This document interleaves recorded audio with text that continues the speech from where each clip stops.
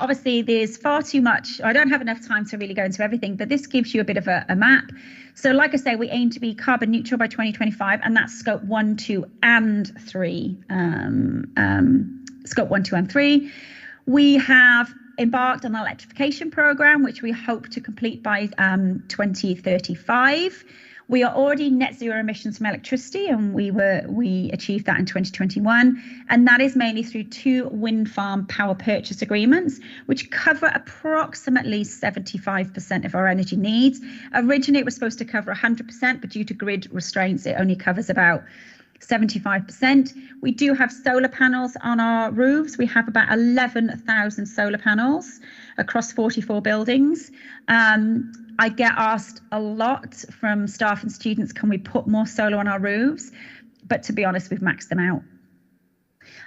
We are very much, our power consumption is reducing, though, in line with our increased energy intensity, which means as we build more buildings and our footprints expand, our power consumption is actually reducing through a number of the energy reduction initiatives that we are actually implementing. And that is through our Smart Campus Energy Upgrades program.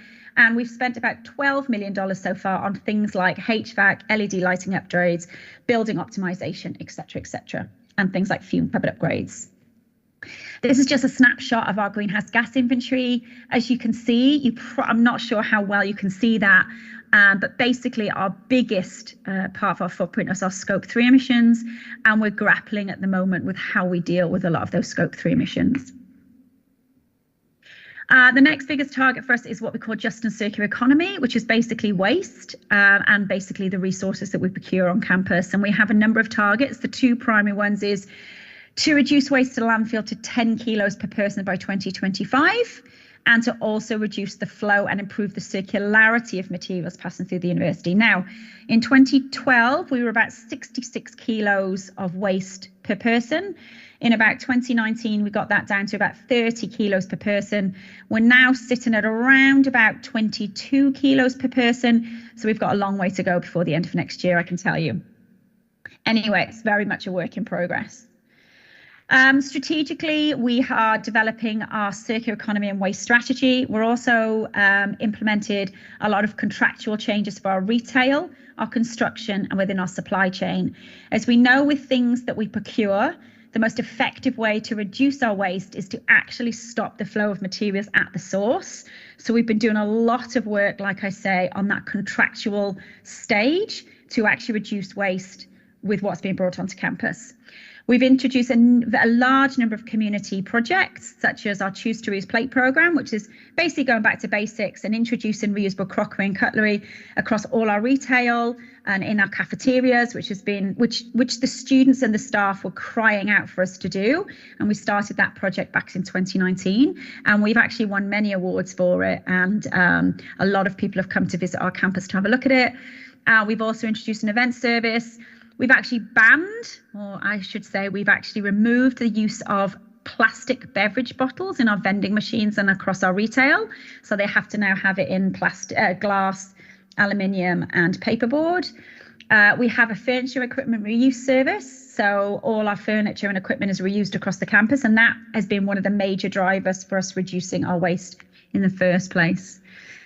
And also operationally, we've done a massive amount of work, and that just shows you some of our dashboards. So one of the first things that we've done is we've gone out to our suppliers to really get a grip on our data, because you really can't measure what you don't know. And that has been a massive eye opener to understand where our materials are going, how they're sourced, who has taken them, where they're going, and other opportunities for us to keep those materials back on our campuses and actually have much more of a reuse culture on our campuses. So that has been really fundamentally important for us. And also from a just economy, we're fair trade certified. We have KPIs and clauses now in a lot of our retail contracts, in a lot of our new service provision contracts. And we're doing a lot, like I say, behind the scenes on that. And we're really looking at our supply chain and looking at how we can make significant improvements there. Healthy water cycles, we have targets to reduce our total water consumption, but also to change the proportion of water consumption from non-potable sources to obviously harvested sources, and also improve our stormwater drainage and the quality of the water that's leaving our campuses. So some of the things that we're doing is, like I say, increasing non-potable water usage. Now, again, this is some of the big areas. We're currently mapping all our water meters across our campuses because we have a real gap in understanding where we're using water and where it's being used and treated. And again, we can't improve what we don't know. We have made improvements through building usage and technological improvements, such as reduced flush toilets and waterless urinals, and connecting our toilets through our tanked water.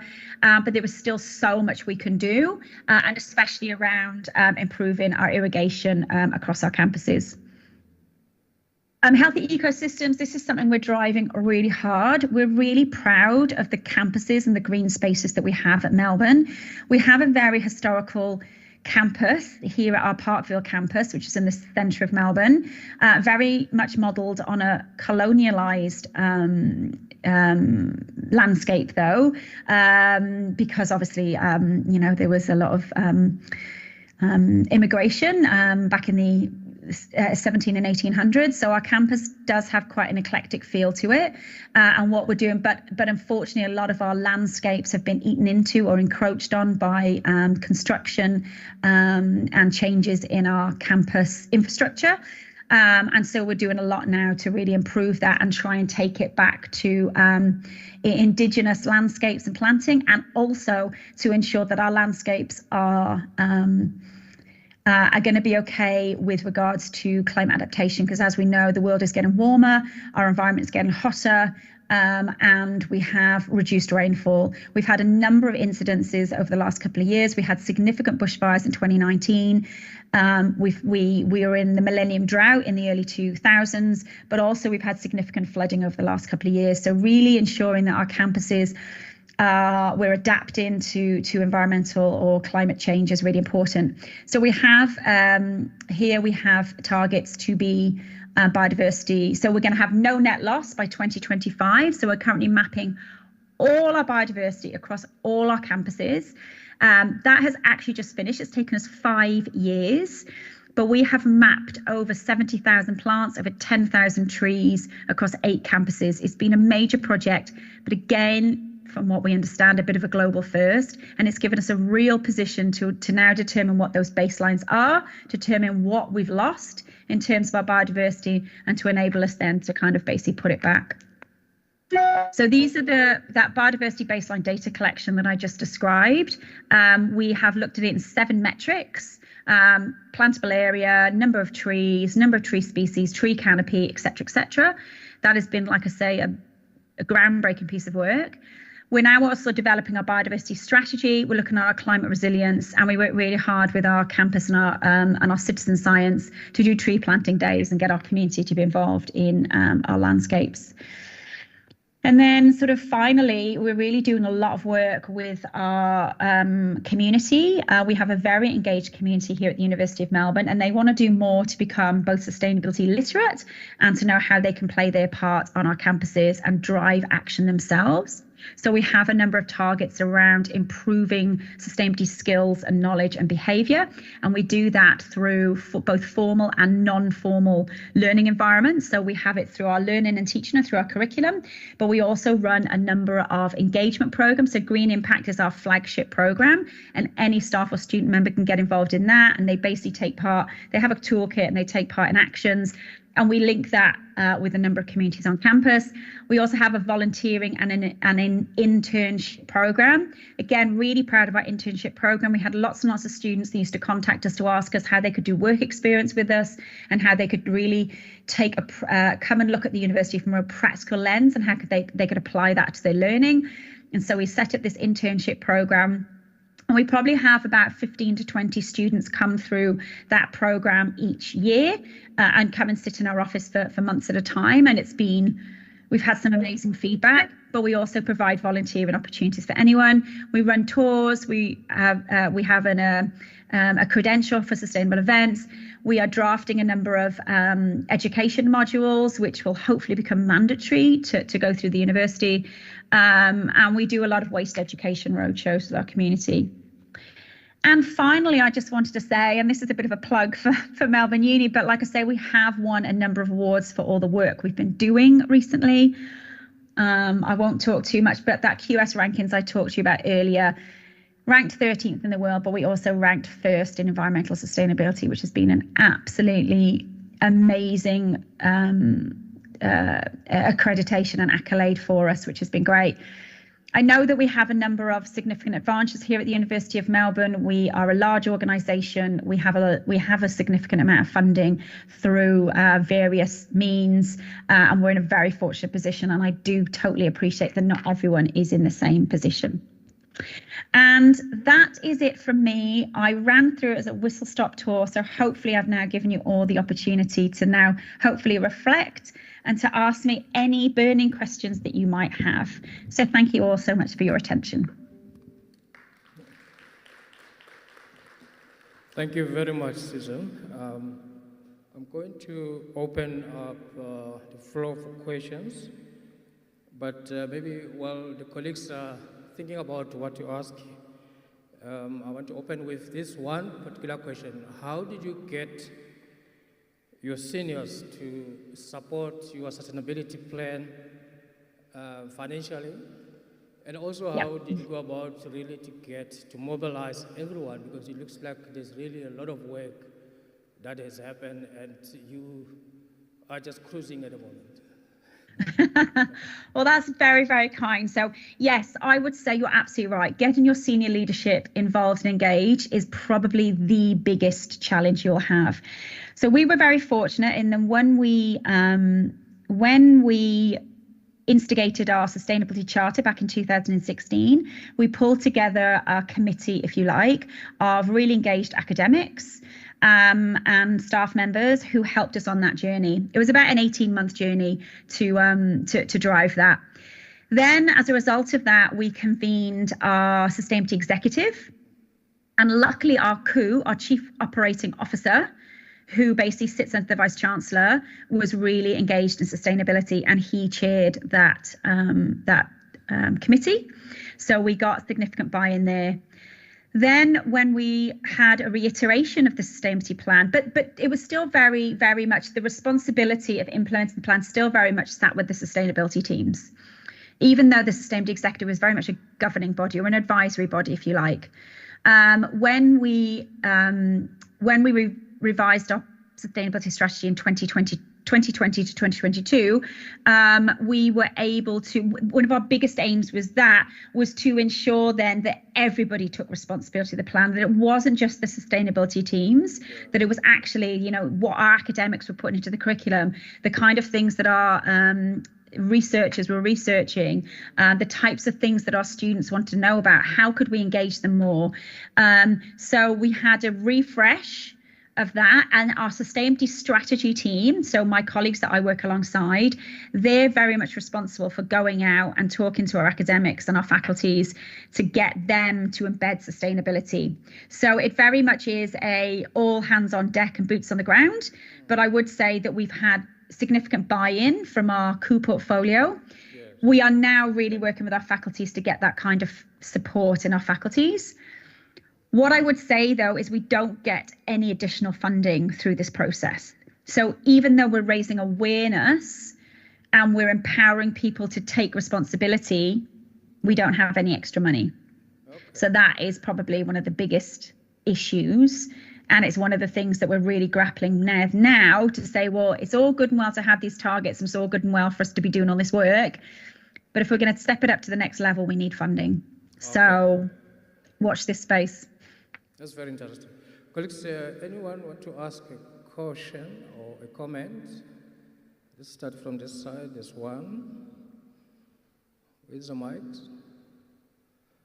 I'm sure there's a question from this side. Two. Don't be scared, I won't bite. Please go ahead.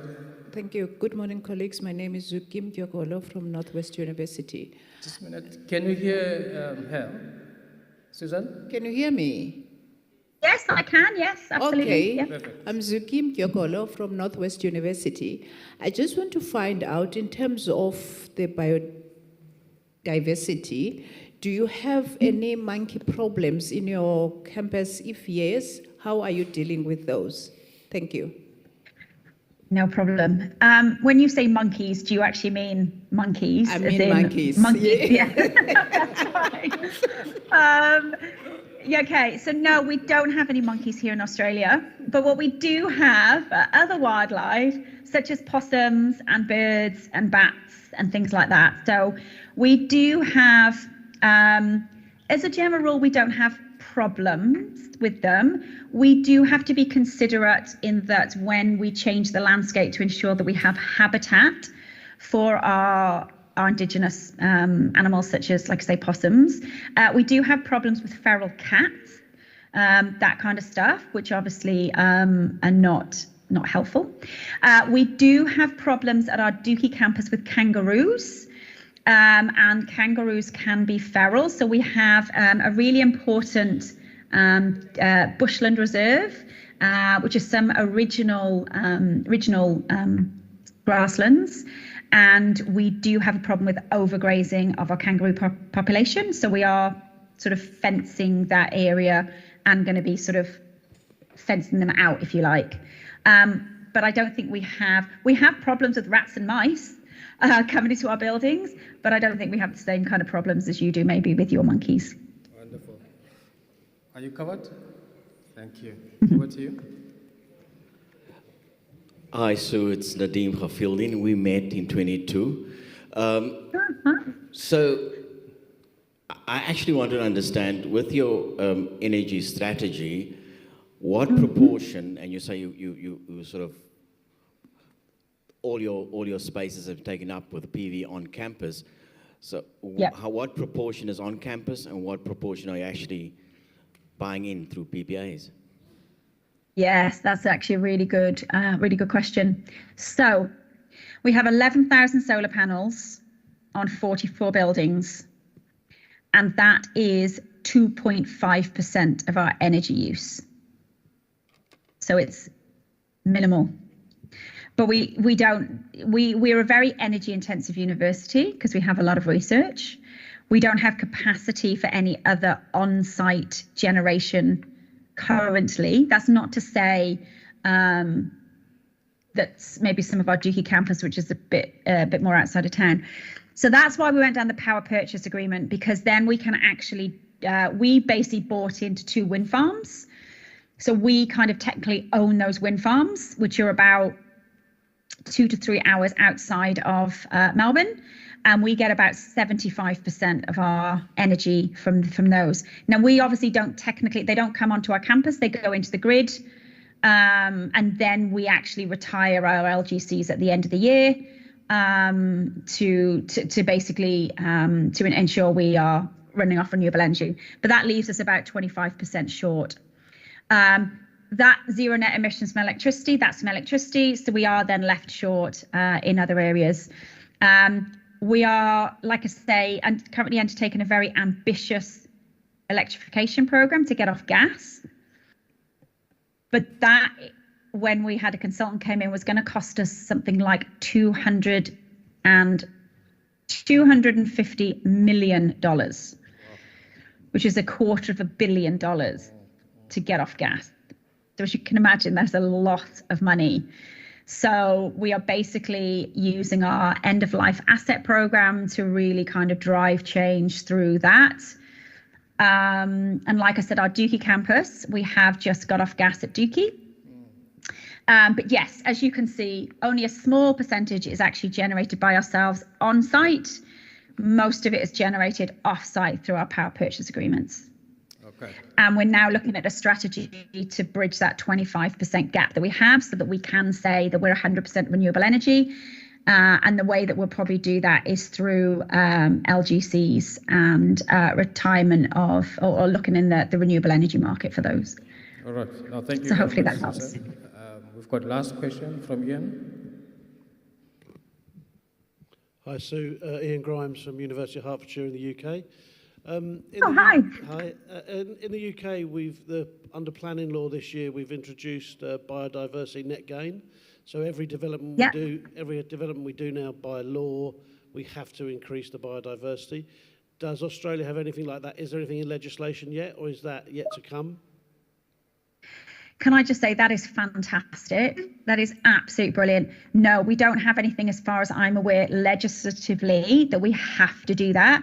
However, we at the University of Melbourne have just updated our own design standards, and any new development that comes through has to basically do a biodiversity assessment, and they have to leave the site either no net loss or net positive. Okay, so they can't now build a building and just eat into our landscapes. They have to either offset or give us more. So even though that's not at a federal or state level yet, that is at a university level, and that came into effect from 2023. So we're waiting for the legislation to catch up. So well done the UK for actually driving that change. That's fantastic.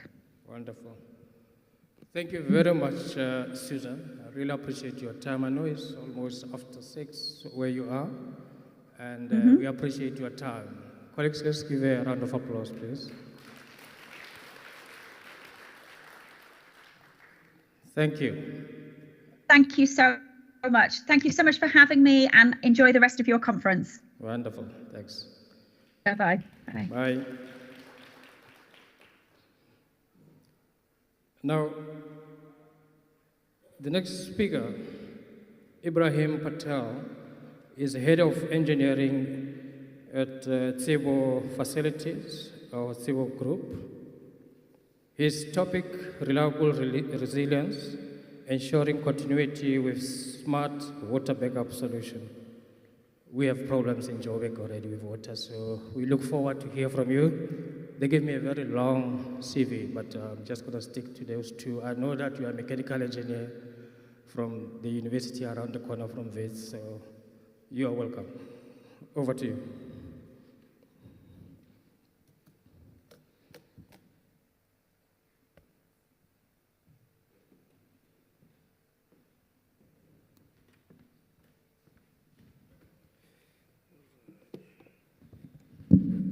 Morning.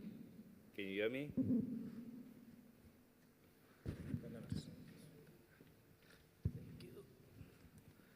Morning, morning. Yeah, here we are. Morning, ladies and gentlemen. Are we tired? The day has just begun, people.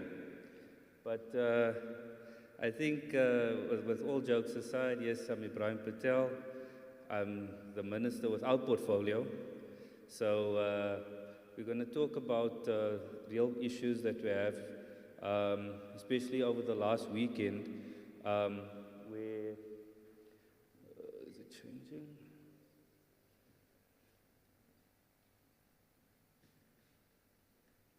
There we go.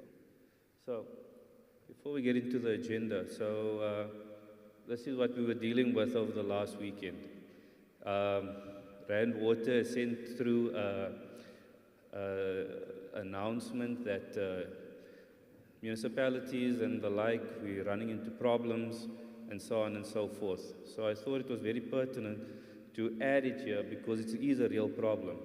And although these challenges are predominantly focused in Gauteng, it is definitely an issue that is seen throughout the country.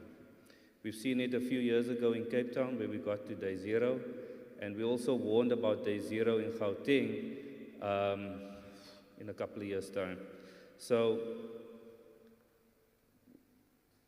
what we have to look at from a background perspective is, just get here,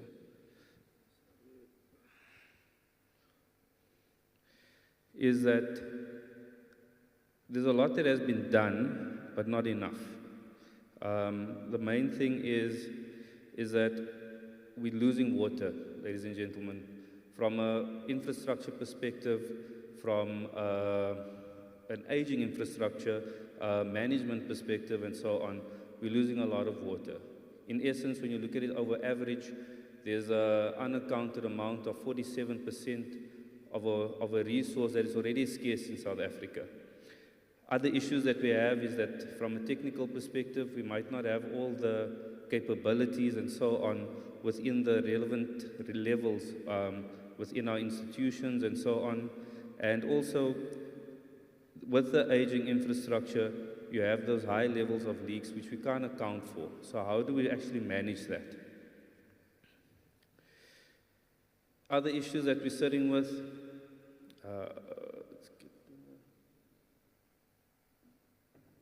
is when we look at it and how it impacts us as individuals and as businesses, is we have hygiene concerns, and especially from a university perspective, you have a lot of students, a lot of people in and out, so that is a significant issue. I mean, coming through the whole COVID pandemic and so on, this is something that we really have to look at.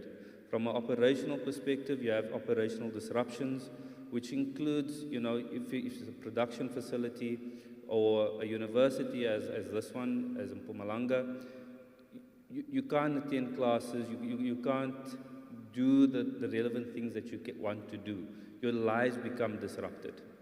As a result, you have economic decline, specifically for businesses, because they can't get to have their staff and so on in the workplace. When you look at production facilities, especially those that are very heavy on water consumption, those also then impact further down the line, which goes into your supply chain.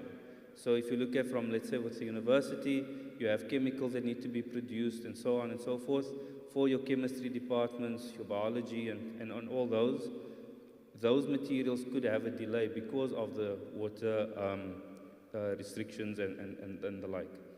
So when we come to legislation, the main thing is that the government is trying to do something. We are put in a position where we're actually forcing the government to do something.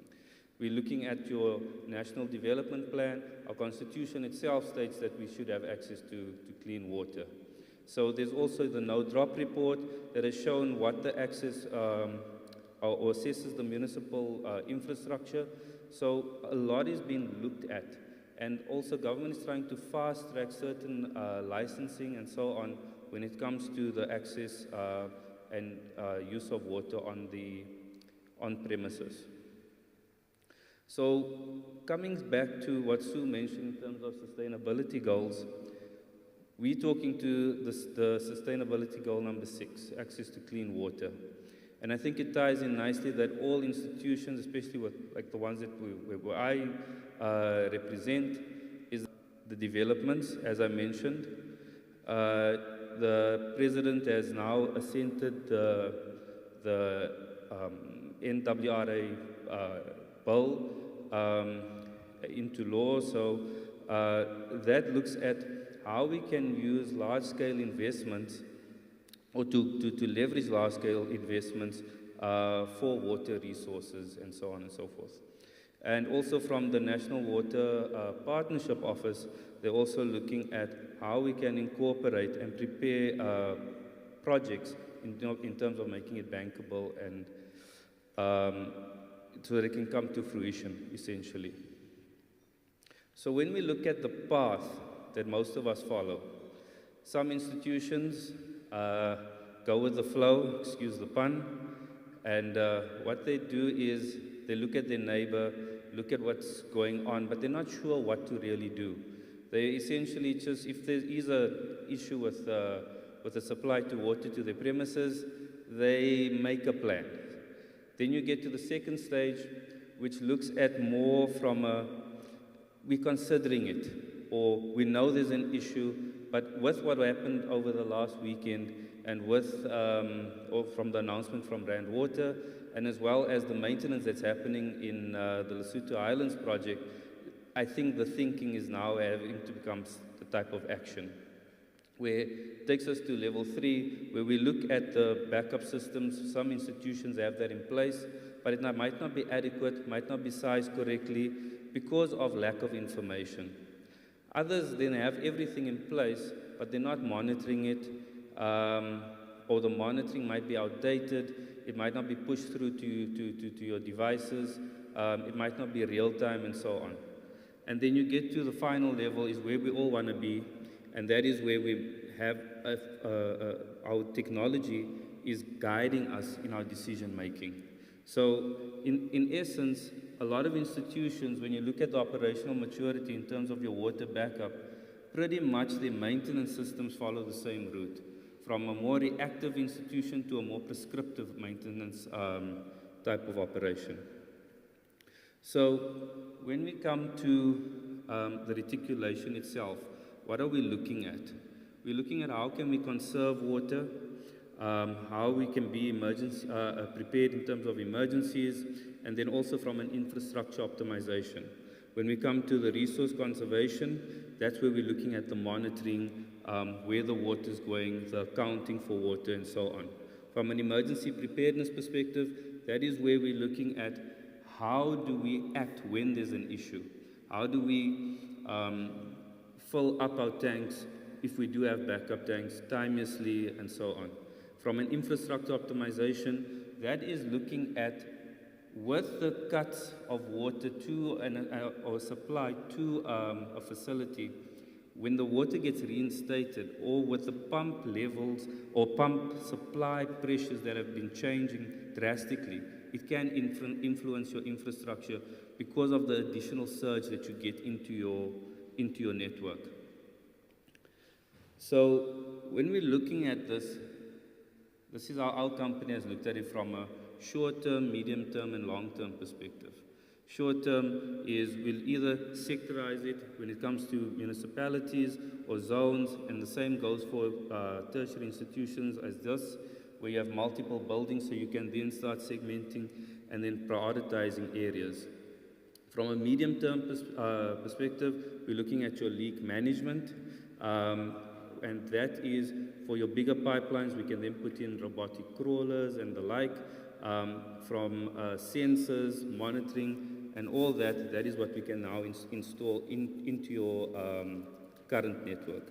And then long-term, that goes more into trying to instill that change in individuals, providing education in terms of how we conserve our water, how we reuse and repurpose our precious resource, essentially. So from a commercial perspective, I think that even although this might be a tertiary institution, it's still a business. And I think that goes for a lot of the higher education facilities. So we need to then look at what does it actually mean for how do we facilitate the funding. Sue mentioned that they have good funding, but water is essentially where we were a few years ago when it came to the electricity.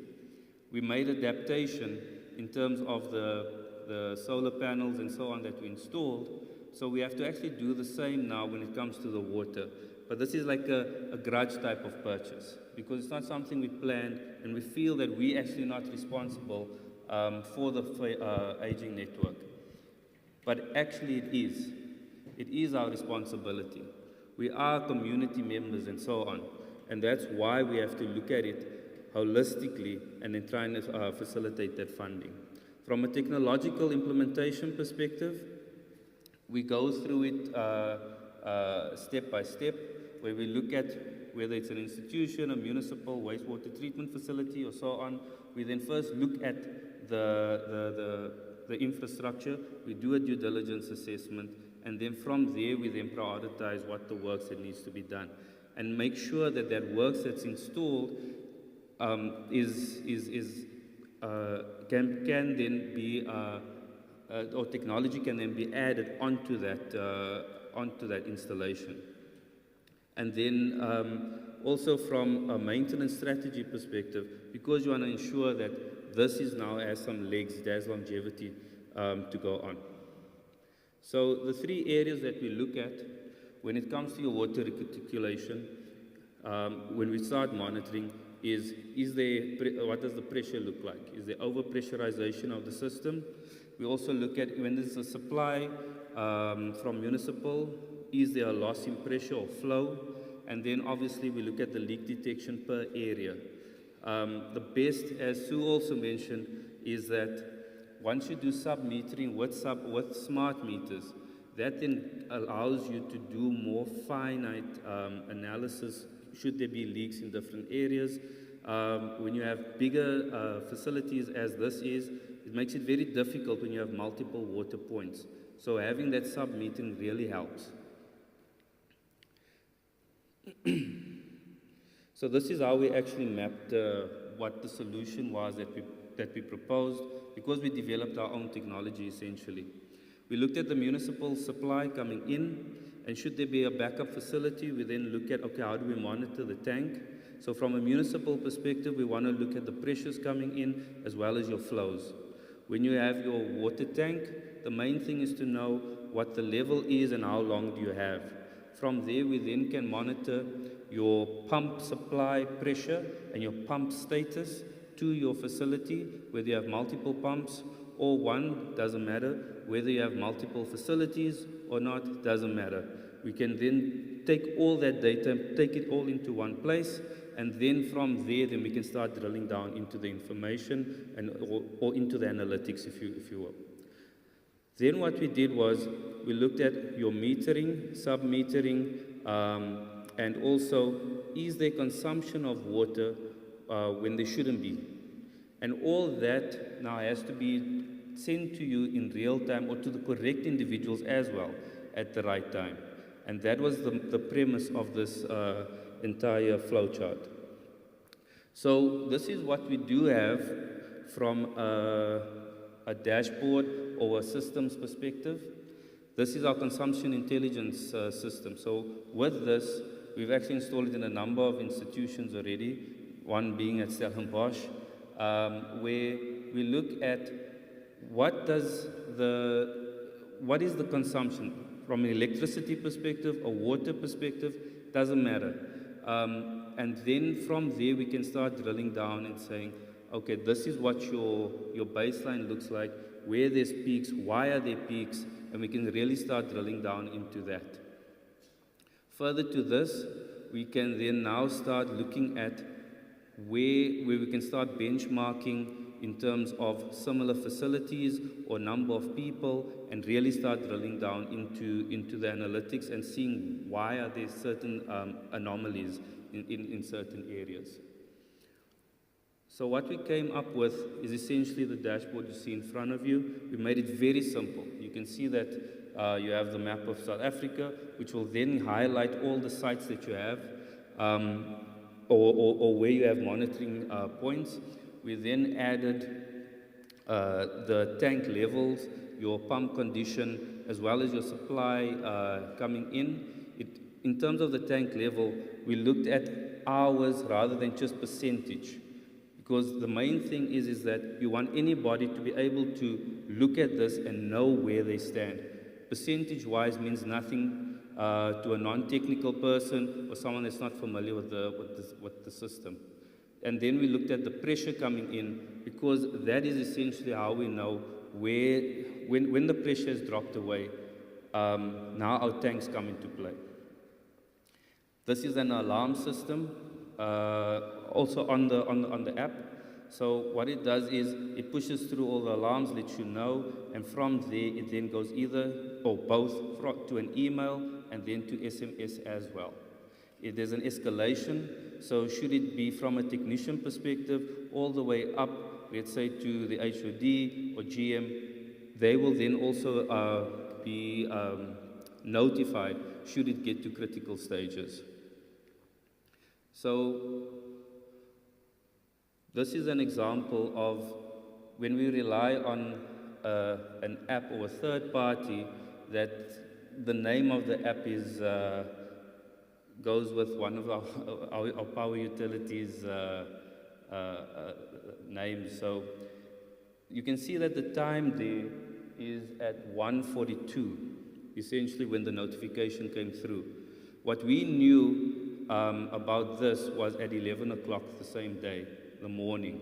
So we had 2 hours head start on anybody else. So what that means is that you have more time to make critical decisions for your institutions. Whether you need to herd people through to certain toilets and close others down, shut down certain canteens or make only certain foods available, you now have that option. Whereas before, if you don't have that site, you just go with the flow, as I said. And once the system comes back into normal operation, water has now been restored, there's an SMS or an email that also comes through. In this example, it's an SMS. So what essentially we're doing is we're letting you decide and make your own decisions in your own environment. You're not relying on a third party as an app or a news feed or something to that effect. When it becomes a crisis, you are making the decisions, you are in control. So that gives us more sight, and it also allows you to have more transparency. So should you have a service provider or not, but that's what you have. So irrespective of where you are in your developments from a backup solution, that is what we do. We help and guide clients from a concept through to the engineering and construction.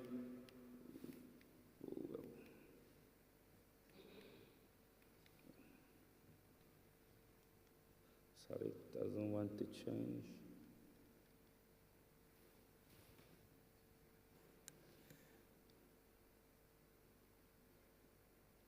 There we go. There's a delay. Oh, okay.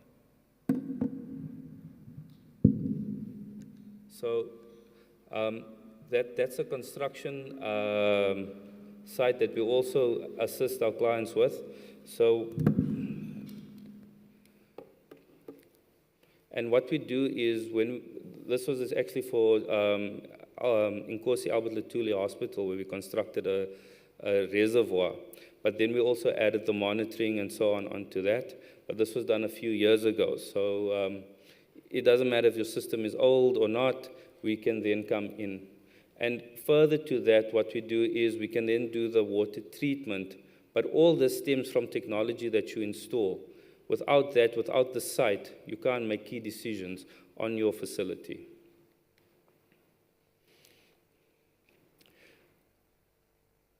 One thing about putting in technology, or it's one thing to put in technology, but when it comes to water conservation, being conscious about it, it's pretty much like safety. You need to manage it right through your organization.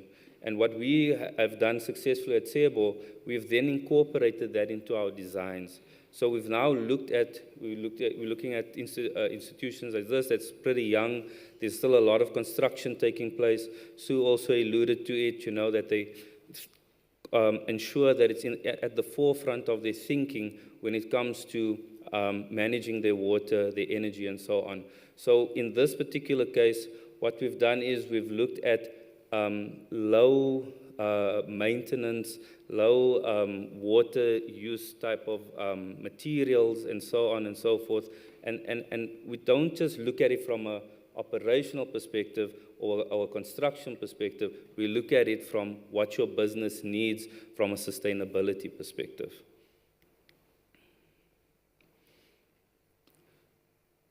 Now, when it comes to your operational requirements itself, as I mentioned, you now have the ability to run trends. You can now look at benchmarking, and as well as you can look at why are there differences in certain areas and try and adjust accordingly. When it comes to from a commercial perspective, you now have the ability to know what your consumption is in real time and make the adjustments. And you can now look at your budget versus actual cost, but tweak it within the month so that it still allows you to come within the parameters that was set. From a financial benchmarking perspective, again, you can now look at when the consumption is at one institution to the other, what does that mean from a monetary perspective? And it's also fact-based, so you're not looking at it as maybe. So again, transparency and collaboration is what we're trying to achieve. And that is, I think we've done quite successfully with the system by incorporating it into not just the consumption intelligence side, but then the monitoring as well as then the operational side. So yeah, from an engineering perspective, we then, just as an overall, irrespective of where you are, from a construction or an operation perspective, we then come in at any point in time. So from a budget perspective, it is not an issue. Some institutions want to look at it through its entire process, whether it's from conceptualization all the way through. We can then come in and say, okay, look, we can help you from a consulting perspective, as well as from a construction, project management. It really doesn't matter. But preferably from a turnkey perspective. Thank you.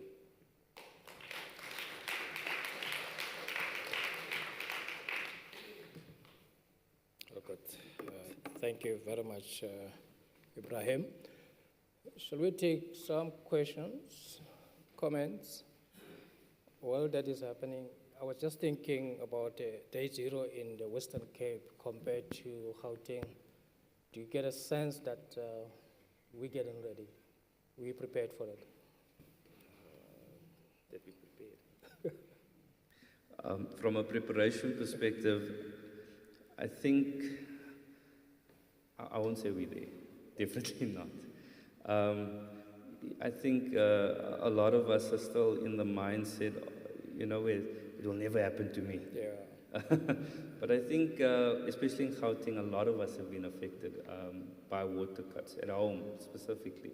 You know, never mind the business, and I think that's the reality that's starting to set in. Sure. All right, let me start this side this time around. 1,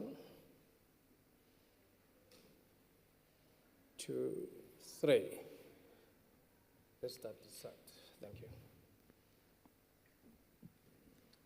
Good morning. My name is Mpho Chauke and I'm from Wits University. So the question I have is around the system as a computer-aided facilities management tool. I just wanted to find out if, is this a system that can integrate different facilities management components? Or is it something that's easily integrated, that can be easily integrated into a different system? Because I think as part of sustainability, it's important that we integrate all of these things so that different facilities issues that speak to each other can be integrated and strategic solutions can come from that. Yeah, no, good question. So, as long as there's an API or a window into the system that you're using, you can definitely do that. When it comes to, so let me give you a practical example. So I mentioned the consumption intelligence solution, where it was more just about metering water, energy, gas, irrespective. And what we then did was, some clients won't have the consumption intelligence. Others aren't even that advanced with anything, for that matter. So we then have a standalone dashboard, as I showed you there, but then it also now, with the API, connects in, so you actually see everything in one place. So it depends on the system itself and how far you want to go. If you look at it from a BMS perspective, it's very easy. The way we've done it is to make it as easy as possible to adapt to any current system that you might have. I'm not going to say there's all of them, but the majority. Yeah. Wonderful. Let's take the 2 questions aside. Thank you. I think I'm covered with my first question there. Just a bit of clarity on it. Your ability to integrate with other systems, is there particular suppliers that you can't integrate with? I'll give you an example. We've got a solar build that we're going through, and as and when we procure, we get different suppliers. They come with different reporting platforms. So that's the first one. Then the other one, on the actual implementation or installation of your system, we generally, and I would think everyone here sits with a similar problem where we've got old infrastructure. And the inefficiencies now, what we picked up is on some platforms that doesn't come through, where we've got inefficiencies, and how best can we do that with your system? Thank you. Yeah, sorry, I just want to touch on the last point. When you say inefficiencies, what do you mean? You've got, let's say, typically you've got a water leak. Okay. But it's undetectable water leak. It may be within a building or it's on the ground, but you don't see where it is. And you think that your network is secure, but you're still running that inefficiency in your system that you can't really pick up. So it's just on your system, how do you have other devices that can assist in picking up? Sure.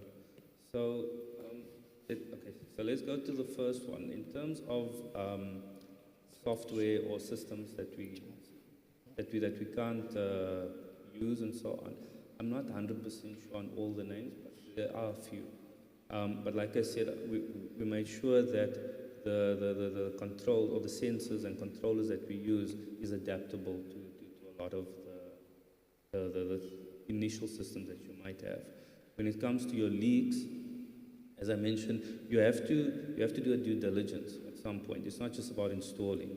So if you know your network, you know where to isolate in certain areas if you suspect a leak in those areas. But we also then come in and, I mean, you have your ground penetrating radar. There's a lot of things you can do. The system's only there to guide you in terms of your operation. Yeah. Okay.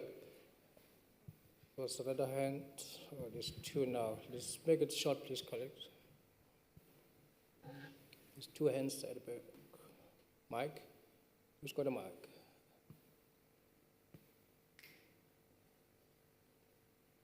Oh, okay, we'll have the fourth one. We'll reduce the time at the end for other things.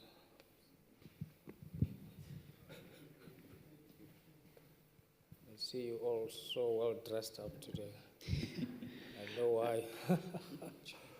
Let's take the two questions and the last one from our head office.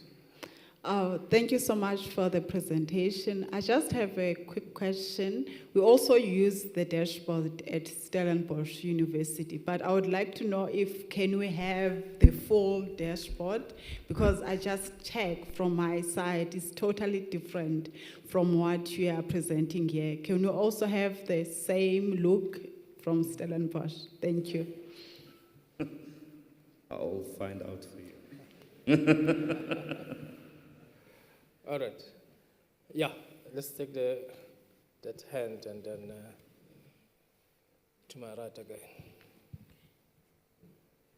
Good morning, I'm Renilo Mtambi from University of Venda. I would like to check if you have devices that can assist us with the overusage of water in the residences. Thank you. Yeah, so when it comes to the consumption, you're looking at hardware, specifically whether it's taps, showers, and so on. Yes, we can put in shuttle valves with controllers, or reducing the valve, or reducing the flow to mitigate excessive use. So from a controls perspective, yeah, we can do that. All right. You covered? Over to you, sir. Yes, very much for the presentation, for bringing water issues to the fore. We can spend the whole week, days talking about water. We are not taking it seriously as a country, basically, and it's going to hit us very hard.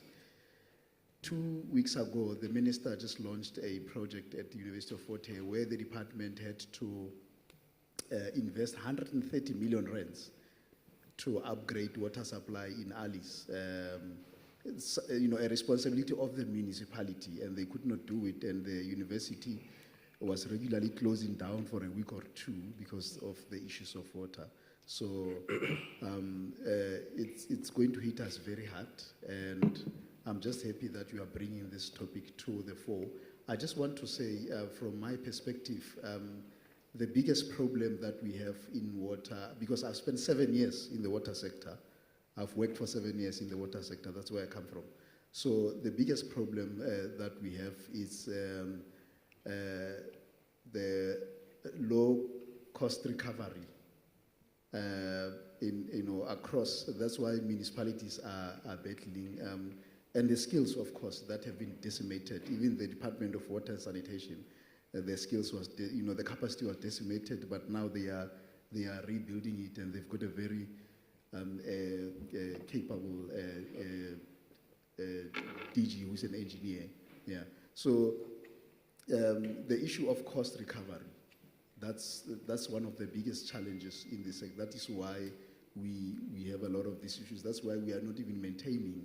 So with the issue of cost recovery being low, I just hope your system, which is very, very good, I'm not sure whether municipalities and water boards will be able to afford to have that system in place. If they can, that would be a very, very good thing.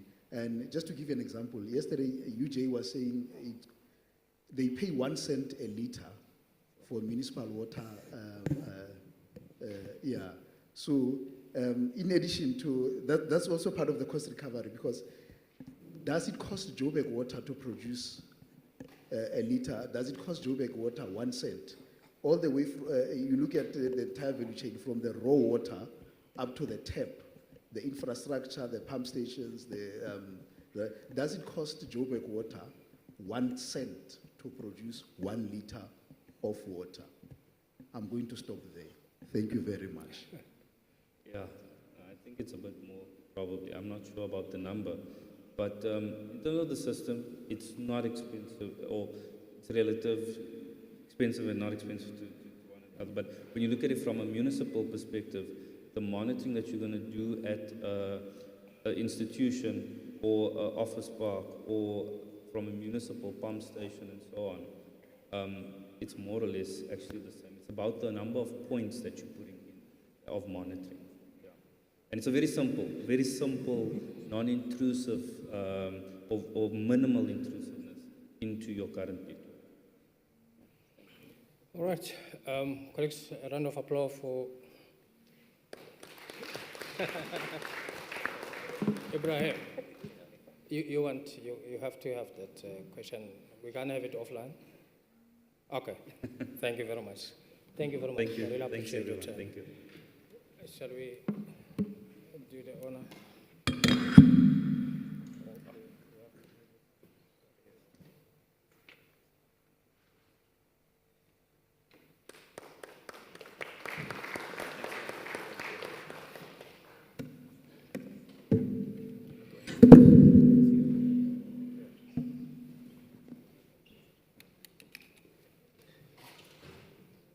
Okay, so the next speaker.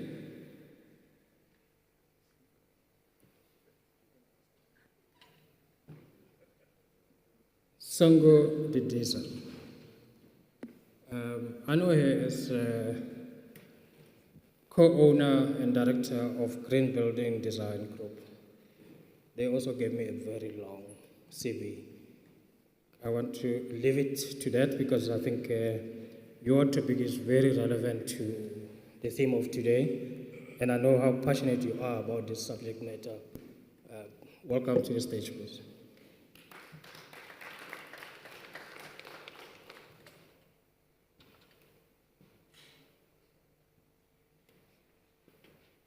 Upload.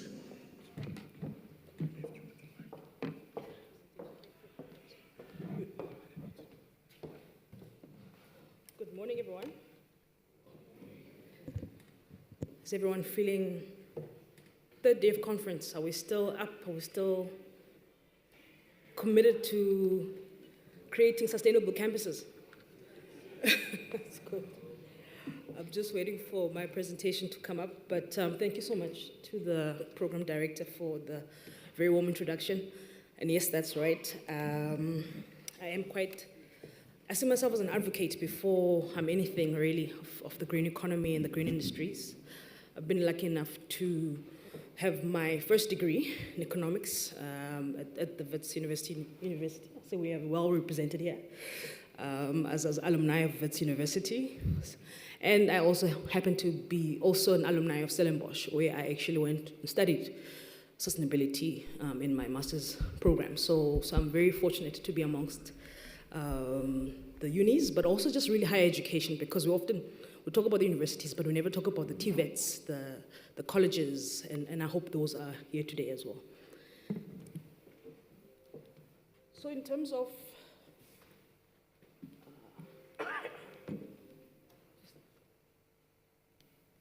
the bottom, there we go. Thank you. So the company that I represent is a company called Green Building Design Group that I founded 8 years ago now. It was actually after coming out of Stellenbosch. And there, I mean, the mandate was really clear. Where we were set as a country, we were set all these policies, and they were working very well for the private sector, but we felt that the public sector was being left behind, and that was the initial goal behind that. We actually started off by running conferences as well for the building sector. We went in and did about 6 conferences around the country, and I've got my background in consulting, so what we do is, as Green Building Design Group, is we ensure that sustainability becomes part of the planning process and infrastructure projects. Very popular topic these days. Being an economist and a mathematician at heart, we had to obviously incorporate the analytics portion through a software that we developed in-house to particularly aid the real estate environment in tracking their sustainability programs. And another thing that we're very passionate about at Green Building Design Group is the training, because without training, really, we can't advance as a sector. And I've been very lucky enough to actually have some workshops with Hefma. Last year, these were mostly online.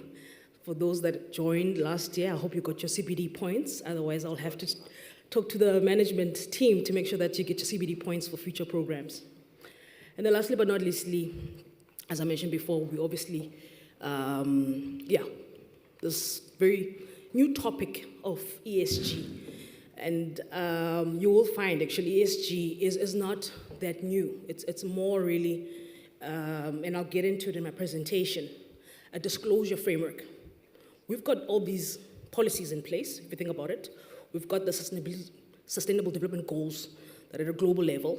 We can now localize them for your operations.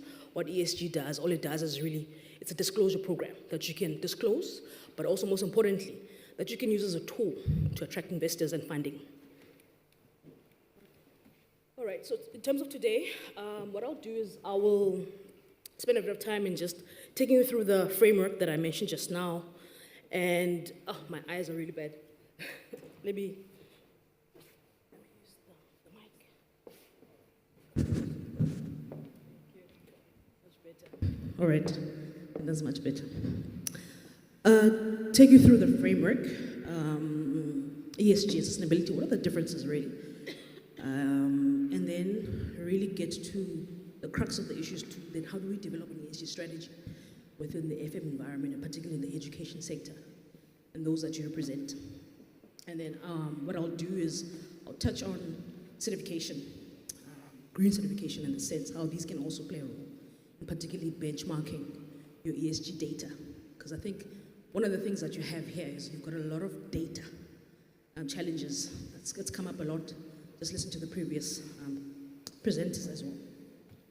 All right, this is just some of the partners that we work with in the region. We've got a few, but just to cover my basis, it's basically a global agreement of over 155 countries around the world. It was signed in Paris 2015. What these goals say is that we want a better world, right? And we will set 17 goals for the various sectors, various industries around the world to ensure that we achieve them. And it was touched on, SD6, for instance, is a goal that speaks to water. SD11 speaks to sustainable communities. and cities and things like that. So the best way to think about it, we've got a global SDG framework that binds everyone to say, hey, this is where we want to go in terms of the goals. And then ESG, as I mentioned before, is just how you disclose to your investors, to your stakeholders, how you're going about achieving those goals. All right, and then along with the goals, we've got this big net zero program that's also in place, that's been adopted by cities, that's been adopted by countries around the world.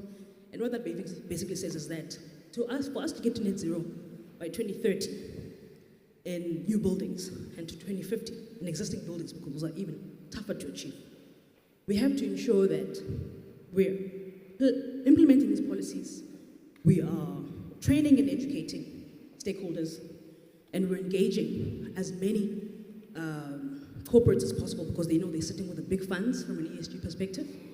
And then we're also certifying our buildings to ensure that these policies, they do actually translate into implementation. All right.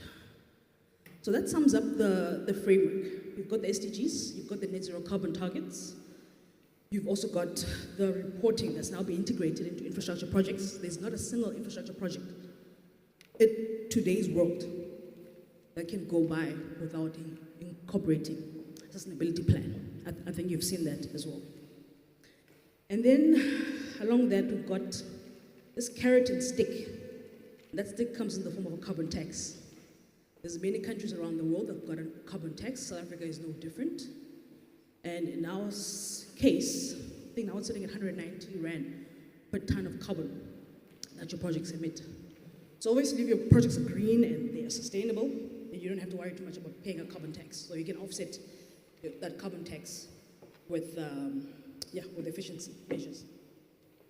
So what is ESG? I mentioned earlier, it's a disclosure framework. And what that does is you are disclosing your SDG goals from an environmental perspective. And to your stakeholders, you are disclosing your sustainability projects in terms of the social perspective. So often we talk about the S, often talk about the E, which is basically tracking your emissions and things like that. But we don't really talk about the S, which is something that's very relevant, particularly in South Africa's case. So S, think about it from anything from your supply chain, the communities that you represent, that are around your institutions, the employees, the customers that buy your products, and so forth. And then obviously the governance is how you then go about in governing that particular project. So that is in essence what ESG is. And how to always relate it to this is that, yes, you've got all these fancy technologies that are now been introduced and been pouncing around. This is how you can track all these things. ESG, what it does is it just gives you a nice tool to effectively track, or rather, you can use it as a strategy to particularly track funding for your projects. All right, and then these are obviously quite broad. ESG, these can be over 40 metrics that you're particularly looking at tracking across a project environment. From an E perspective, for instance, you're looking at things like climate change, land contamination. These are all metrics that will be particularly material to your particular project environment. So not all of them are going to be relevant for you. The same goes with S, and the same goes with G as well. So for instance, here in the university environment, we spoke a lot about this issue around data. So things like cybersecurity, how your data systems are set up in your FM organizations, all those things are very, very relevant. Okay. So let's come closer to home. The context that we're now dealing with, we're dealing in this big data environment where you know that as infrastructure projects, as FM environments, you're typically sitting in these huge operational nodes. You've got a huge set of data points that you need to deal with. Scale. Largely having to also deal with legacy systems. I think one of the things that was said was mentioned earlier was if you've got an existing old assets and you want to integrate technology How do you go about in doing so? So there's all these that come with it. You've got also the inefficiencies that we're typically dealing with from an environmental perspective. It was mentioned earlier, this issue now of water. How do I track my leaks in my buildings? There's all these things that you need to deal with. And then on top of that, there's the cost that come with it. You want to be implementing projects. Even the leading institution of Australia, where they had to now go and raise, I think, a capex of $250 million to bring in gas into their. They're already doing well, by the way. They still need additional money. So once again, I always bring it back to this. The best way to think about ESG is to how you frame your project environment in order to attract finance and funding for your sustainability projects. All right, let's move right directly. I know I don't have much time. I've stressed this point quite enough. How do we go about in developing good ESG data points for our FM environment?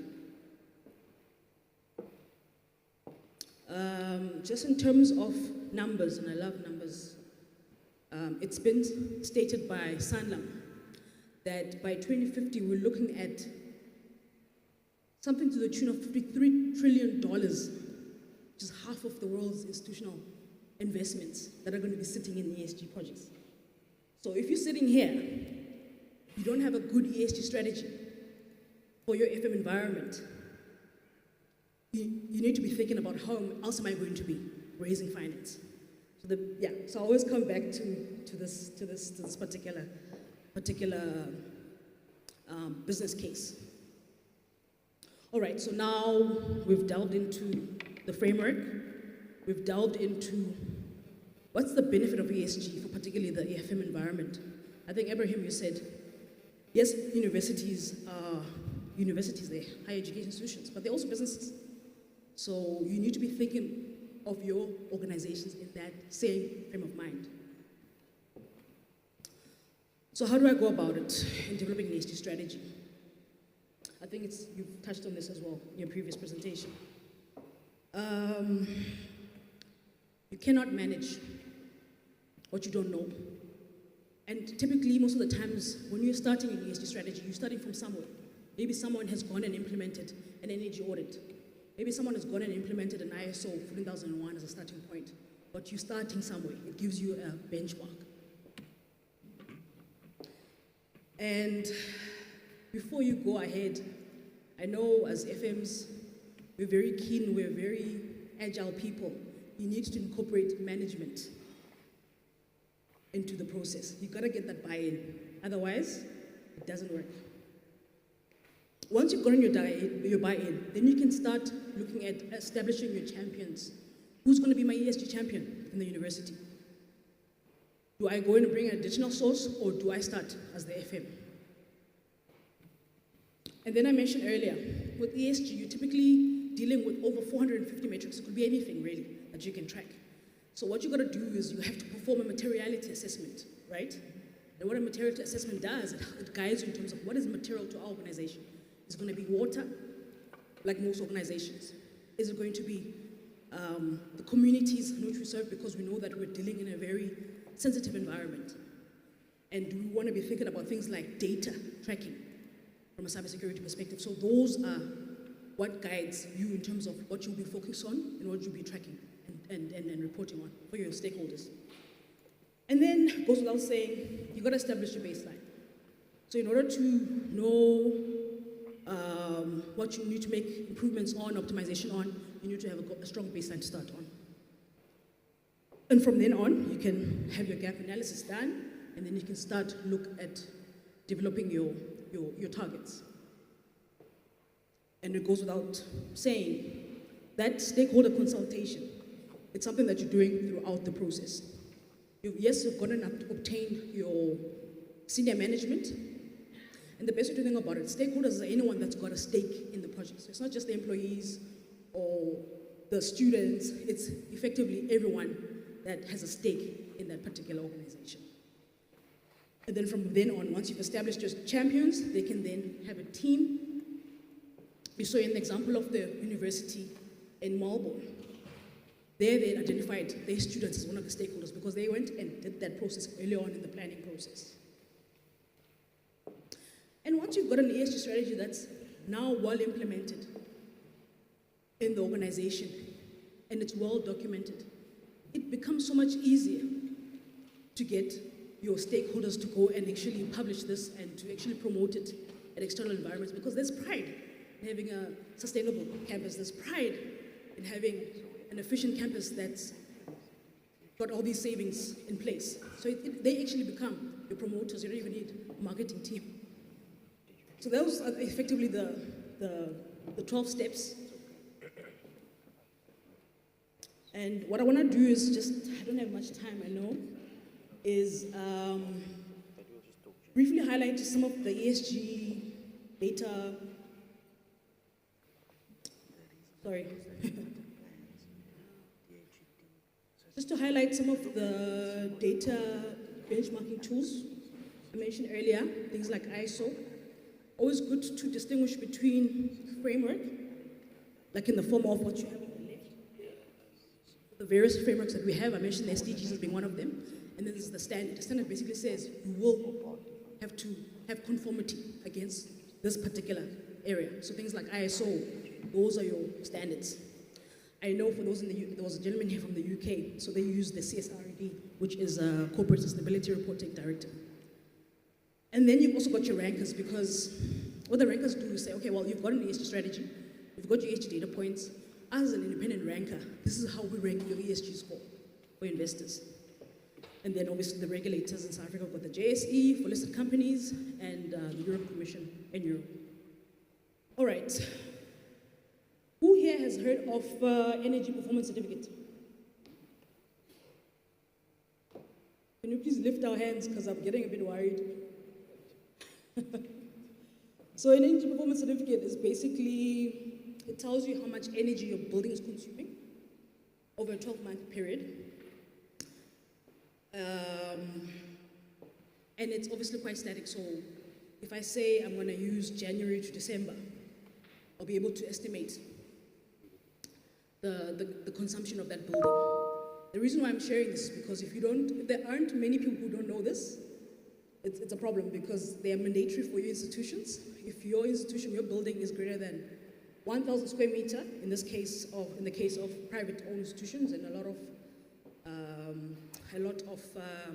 universities in the country are declared public institutions. So those would have to be 1,000 square meter net flow area if you're public, 2,000 square meter private institution. So in your case, in most cases, they may not assume, in most cases of the public institutions, you will need to have an EPC. The reason why I link the EPC to the ESG, it's actually where you guys can start in terms of your ESG strategy development processes. So you're actually sitting in a vantage point now. You've got your EPCs in place. Those that don't have the EPCs in place, please come and talk to us. We'll sort you out before you get fined 5 million rand. And that will happen. So the best way to think about is how you can now use your EPC as your initial benchmarking, energy data benchmarking, in order to start developing an ESG strategy for your FM environments. Oh, keep on going back here. Okay. I've spoken about EPCs. And so from EPCs, the big thing is going to be using capital that you're getting from your ESG budgets and using technology. Because one of the things we identified, I'm very good friends with SANEDI, South African Energy Development Institute. So they were saying quite a lot of the universities, EPCs, were not looking good. I think a lot of the EPCs are looking between F and G. Oh, before I continue, A being your most efficient building, G being the least efficient. So you don't want to be sitting at G. You want to be sitting there at D. That's the benchmark. G is bad. That one, it's red. A is good, it's green. So where do we sit down as universities? A lot of universities are sitting at G. We want to be getting you to D in the next 5 years. And what is that going to take? That's obviously going to take lots of money. We know there's lots of money in terms of investing in the technologies. But it's also going to take good strategy and ESG strategy. to get you there. I've rehashed I won't rehash the 12 steps. I won't rehash too much in terms of the technologies that are out there in the market, but I can tell you now, a lot of quite a significant amount of these ESG funds are being set up, particularly back prop tech investments. Can you hear me?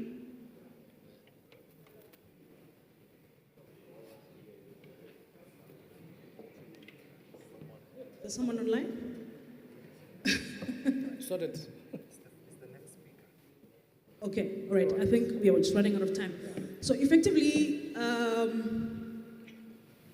from your energy efficiency strategy, from your EPCs, there are opportunities within technology. I mentioned earlier, there's quite a lot of funding going into ESG projects. As universities, I need to be sitting here and thinking, how do I now start to leverage this through my ESG strategy? Right, once I've gone through those 12 steps. Thank you. Oh, much better.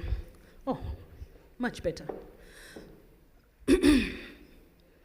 So to get me there, I can conduct surveys internally, use Excel spreadsheets and things and the like to see where I'm sitting. Remember I said we need to be assessing our ESG, where we are in terms of the ESG practices we have. I have to be engaging my stakeholders. I can conduct audits in the form of ISO audits. Like in the case of Melbourne, they started their process with an ISO 14001, which is the Environmental Management Standard. And then obviously there's the fancy dashboards that are around there in the market in the form of the various platforms. All right, so just to touch on some of the green certification tools that you can use, there's quite a lot of them: LEED, BREEAM, EDGE. EDGE I like to particularly point out because it tends to be the cost-effective one of the three there.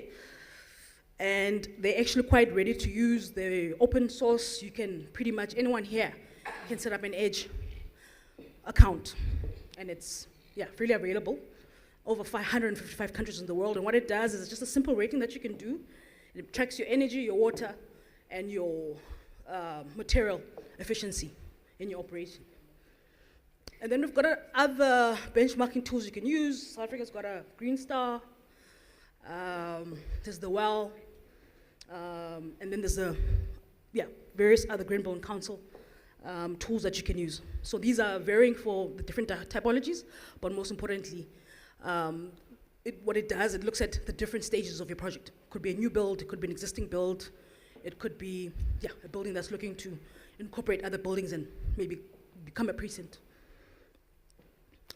So these are just some of the tools that you can use as a benchmarking, along with the EPCs. Because remember, with the EPCs, it only tracks energy, right?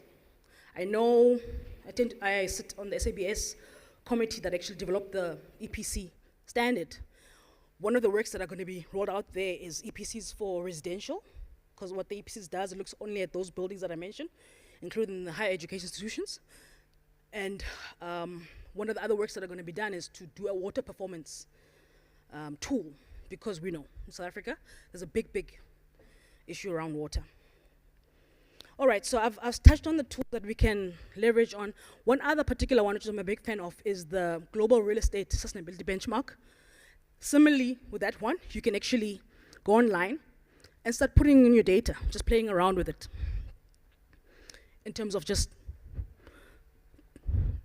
putting in place a benchmarking, putting in place benchmarking indices for your ESG performance. All right, so we've touched on the tools, on the benchmarking tools. I just want to look briefly into a case study. Sorry, Mr. Program Director. This was actually something we did for an FM company that owns shopping malls, completely unrelated to a university institution. But what it does, it basically says, when we did in analyzing the business, we went in, we established KPIs, we established performance materiality assessments, what was particularly relevant to that particular environment. And in order to understand the resource performance in terms of energy and water, we install smart meters, And then we were able to customize a dashboard for them for their entire portfolio of 110 buildings, which comprised of shopping malls and offices. And they were actually able to also put in the EPC data in here as well. Okay, I think I'm done. Yeah, the rest, I'll share the presentation, because what it basically does, it goes through those steps that I shared earlier. The only thing I'll probably just want to leave you with is that in terms of setting an ESG goal, data is important, yes, but buy-in is probably weighs most. And what an ESG strategy is going to do is going to give you now the tool to be able to go and engage with the various stakeholders. And then what you can also do is you can use that as a tool to go in, when some of those stakeholders are the people that are going to finance your projects. So when Atsibo comes in and says we need 10 million rand for this fancy dashboard, you've got an ESG committee that can back that because it's based on realistic data. Thank you.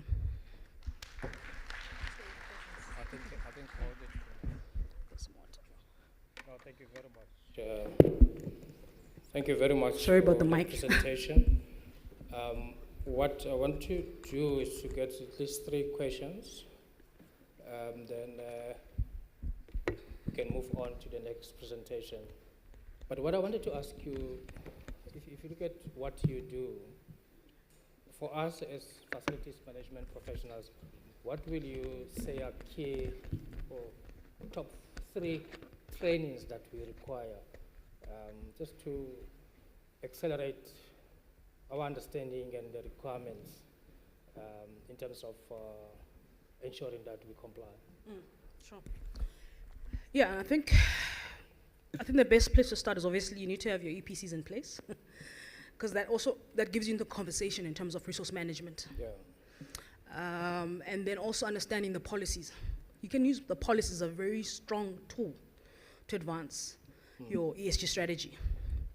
Okay. And that's also how you can also use to get buy-in. You know, if the higher education ministry says universities need to be spending, or not necessarily spending, but universities need to have a sustainability plan, you can't move away from that. Yeah. So you can always go back to the powers that be and say, we need a sustainability plan, you know, for our institution. Yeah. Wonderful.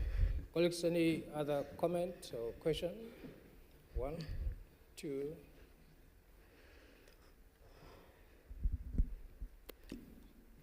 Morning, colleagues. Zuki again from Northwest University. Ma'am, there's a slide that scared the hell out of me when you talk about prosecution fines and what of the accounting officer. I'm just interested in knowing whether do you go and do audits in terms of our buildings like that? Maybe there were no major maintenance done over 2 years where we'll go to the route of compliance and then that poor CEO will be accountable for imprisonment and over 5 million, that's too much. Yeah. Thanks. No, that's a very good question actually. So DMRE, which is Department of Mineral Resources and Energy, you know, which is the policy maker for energy planning and infrastructure program in the country. So they are the custodians of this legislation. There's talk around, well, for instance, we've got a national building register. So companies all had to register their buildings and say that they will display EPCs by 2025-7. So you have gone and registered and then haven't displayed your EPC by the deadline of next year. So they'll be tracking there. They'll be like, hey, when so-and-so university, you had registered your building data, but you haven't done your EPC. They might initially issue a warning letter. There's talks of that. But also talks of they will be establishing audit committees to actually go and physically inspect buildings. Thank you. There was an extension, by the way, so we're already living in borrowed time, people. We're living in borrowed time. The initial was 2022. Now we've had a 3-year extension, so it's been reasonable time. Yeah. Okay.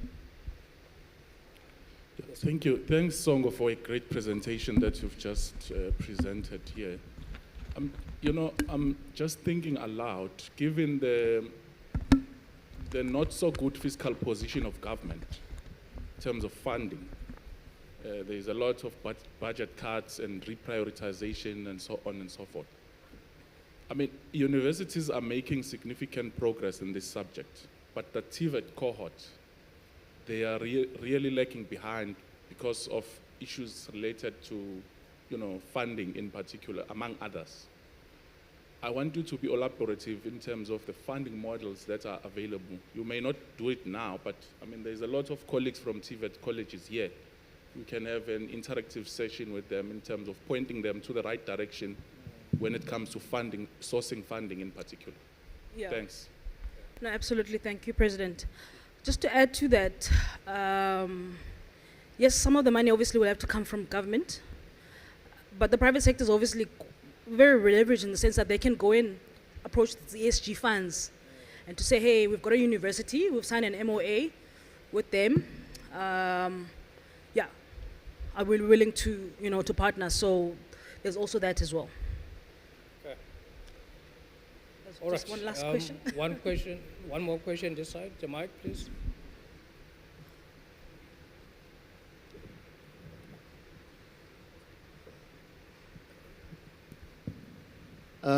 Thank you for the presentation. I thought it's public buildings, but I saw your presentation saying government buildings. So does the wording say public or government? It's both. Okay. So public, 1,000 square meter total floor area.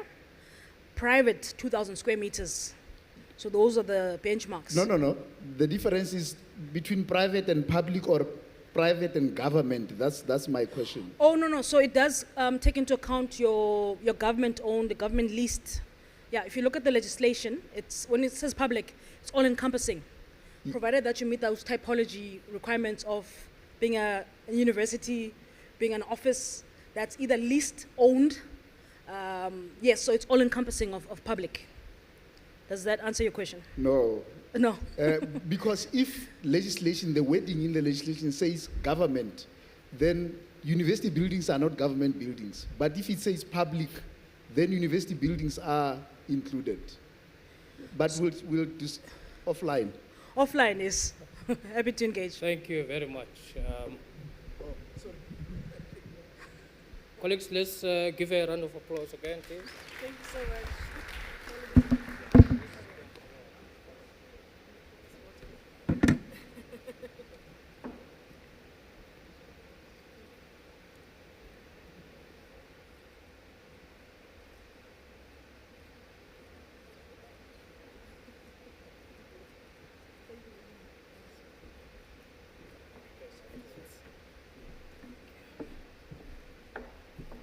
Okay, our next speaker is online.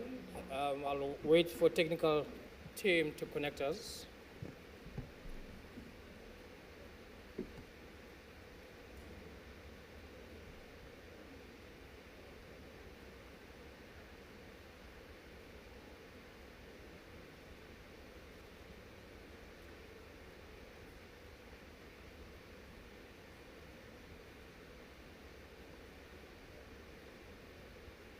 Good morning, Stephen. Good morning to all the colleagues at Hefma, and thanks for having me here today. Wonderful. Stephen is Israel here. Just to give a quick intro, Stephen Moll is a SAFMA board member and the chair of SABS Technical Committee. He's also a chief mechanical engineer at COPTA. And Stephen, we really look forward to your presentation where you will be speaking to us about FM's role in sustainable development goal. Thank you very much. When you're ready, you can get started. You going to project from your side? I think if we can try and do it from your side, is that possible? No, I think do it from your side. It's not possible, or otherwise you can just talk to your presentation. But it will be great if you can project, please. Okay, just give me a few seconds while I get it ready. 1 second. Okay. While I'm plugging it in here and getting it ready, Yes, it's nice again to be with the colleagues of Hefma, and apologies I couldn't be there in person. I'd like to meet all of you and, of course, touch base on the various aspects of facilities management in education. So today the talk's going to be on, very similar to the previous speaker's role, on ESGs. So this is on Sustainability Development Goals. And it will take it perhaps one step further for you and look at the specific laws and standards. Even the previous speaker mentioned the compliance certificates for buildings. Sorry, just give me a second. That will go one step further in terms of taking at the actual law and the actual standard that may apply. So let me load it up.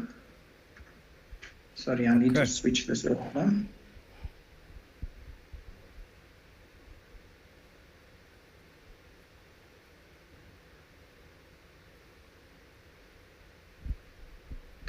Okay, this is on silent.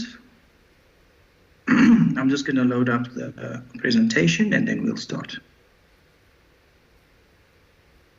In terms of the role of the South African Standards Committee in FM and in terms of setting up new guidelines, because standards is not just something that must be complied with, but it provides guidelines in terms of taking items forward. So I'm just going to open up the latest here, and then we can go forward. There's been a lot of developments in terms of standards for South Africa. A number of new standards has been adopted from the world standards, and this includes vocabulary. This includes various drafting of FM policies, drafting of FM strategies, and of course, in this case, it's how to implement sustainable development goals. So there will be a discussion on some of the key areas. And what I've also done is looked for specifically for South Africa, what is the laws, regulations, and in some case standards that we will need to adopt as in education for this to comply to sustainable development goals. Let me know if you can see the presentation, please. Not yet.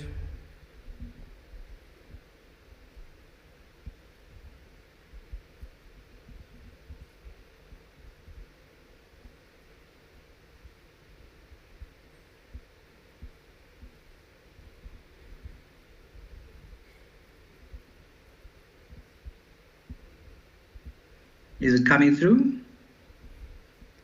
There's something happening, but there's no presentation. I think you can talk to the presentation, Stephen, and then you can send it to us. We will distribute it as well.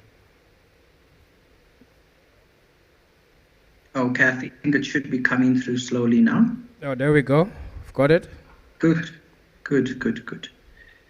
So this is what the talk is going to be about, briefly on what's the latest standards for 2024. I think last year I spoke to Hefma, or the year before last. And is it okay? Can you see it on your side? Just put it on the presentation mode, please.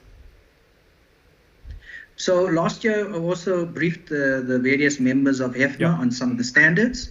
And this is some of the new ones for 2024. There's many international standards adopted in South Africa by the SABS that we've been working on. It's issues of FM vocabulary, sourcing and agreements for FM strategy, FM policy. And today's talk will be about the 41090, which is the report on sustainability and resilience, which is the topic for the Hefma conference. I'll also be touching on the ISO SANS 41015, influencing human behaviors, because it's a big facet of ours, the stakeholder engagement and influence in behaviors.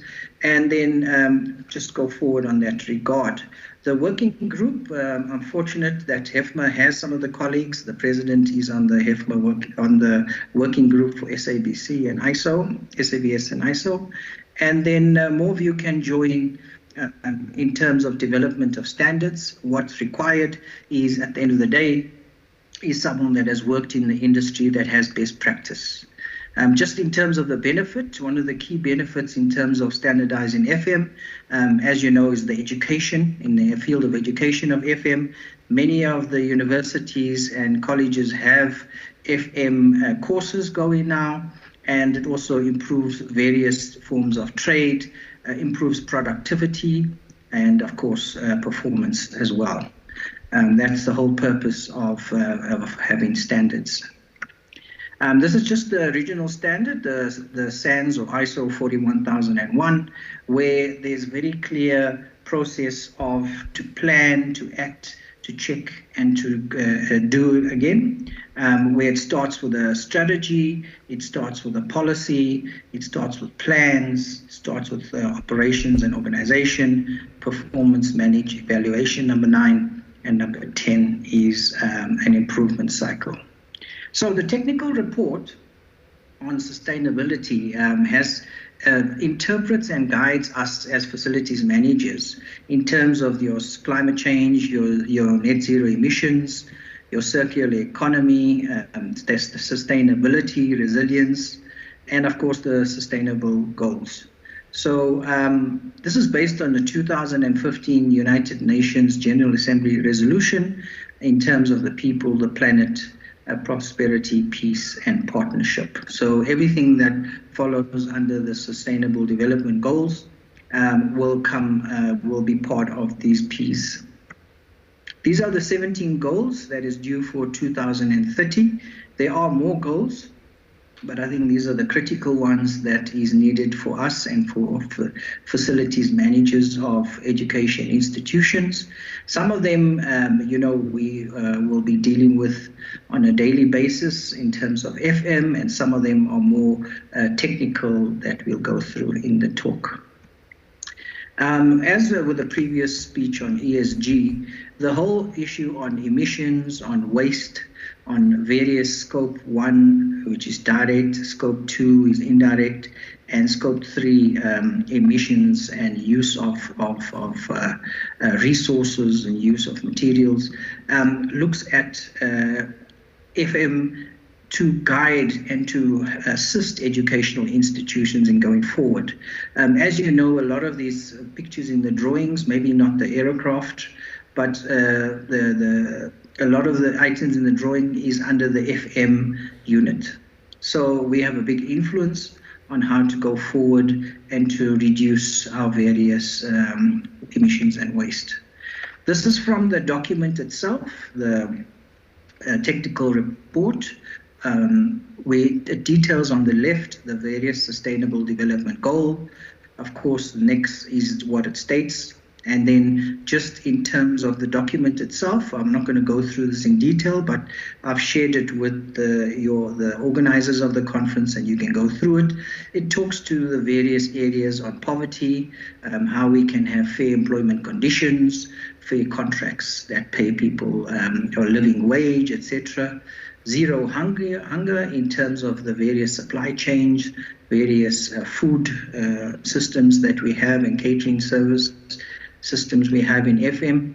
The good health, of course, it's the health and safety, which is a big element of FM. At the education institutions, many of this is under FM, or maybe there's a separate health unit that FM has to work with. Quality education, we spoke about, number 4, where it talks about educational facilities, which is directly the ambit and duty of Hefma. And of course, teaching professionals that I mentioned already is crucial. Gender equality, it's a big item in South Africa. And again, it's equitable facilities and delivery of services and human resources to ensure the empowerment of women and girls. Clean water and sanitation, it's more technical, and I'll come back to it in the specific South African legislation. that we can look at. Issues of affordable and clean energy. I think this is a big item for FM to lower our operating costs and our energy usage. I'll touch on that item. And number 8 is decent work and economic growth. There, of course, is the whole issue of fair employment practices and taking the facilities forward. Number 9 is innovation and growth, and conferences like the conference today will assist in taking the industry forward.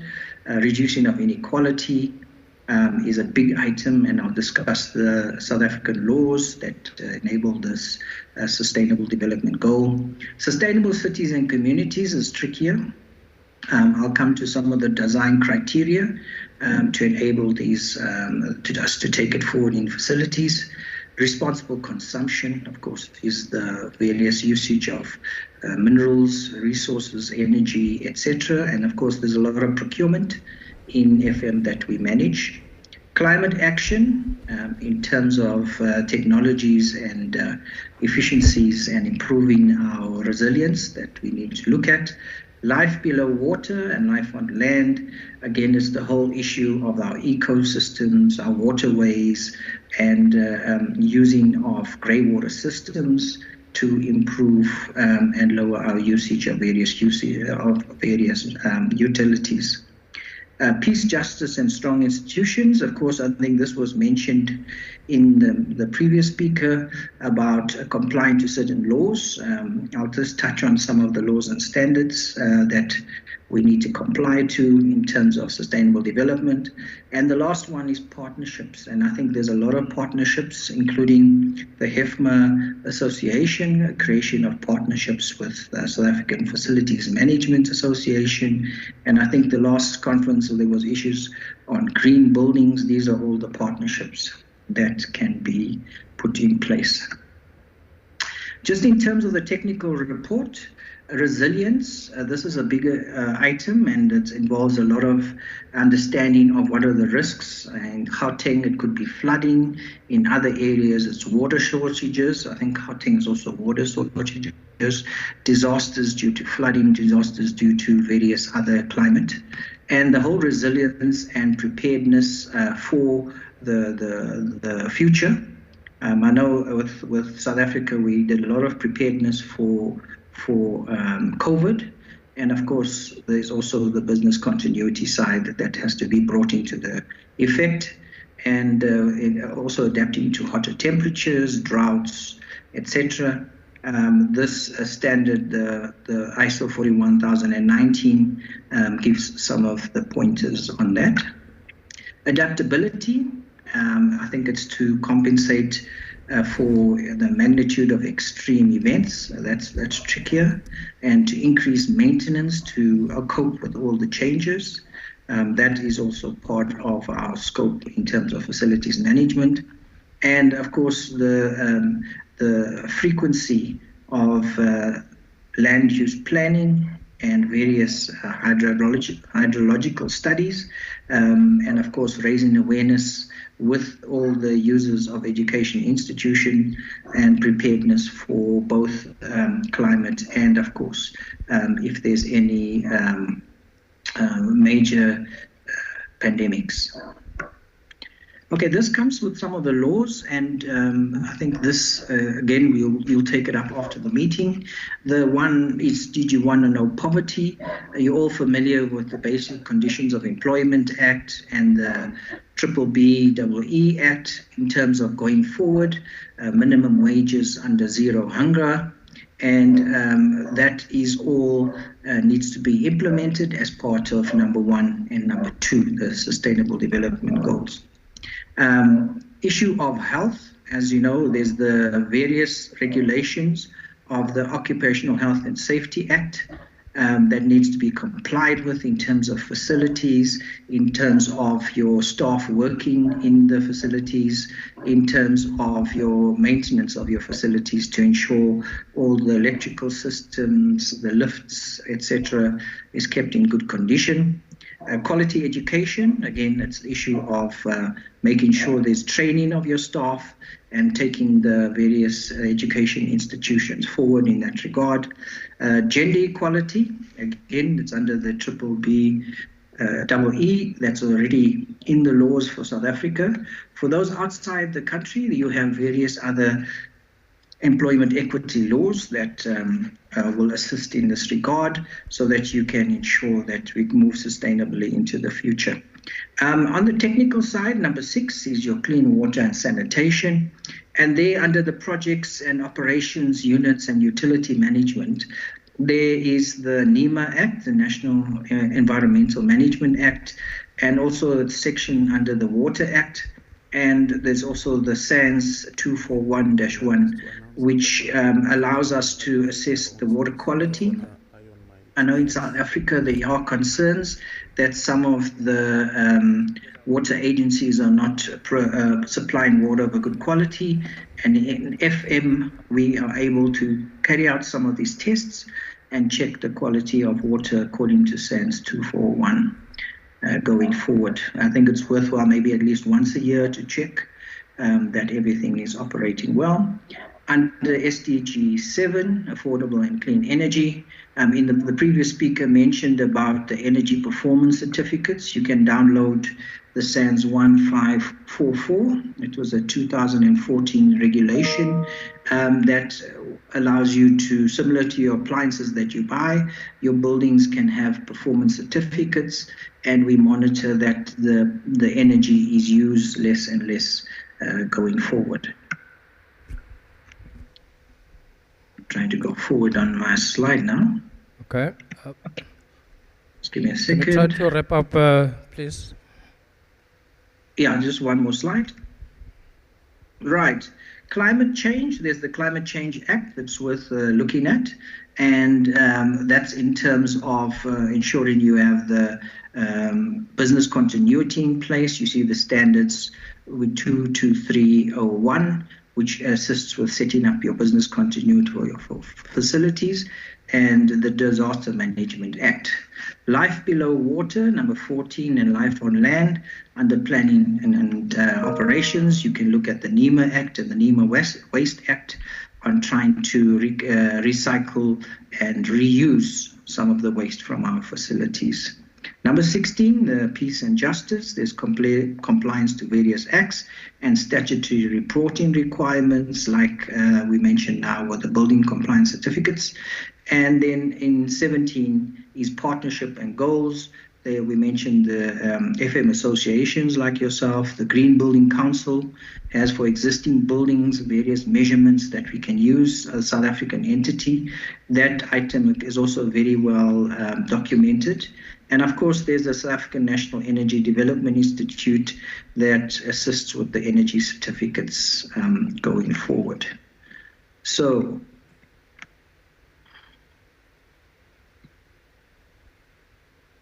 I think in terms of time, I won't go into the other standards, other than to say that this is detailed in this presentation and the various members in the meeting can have access to it. Thank you very much.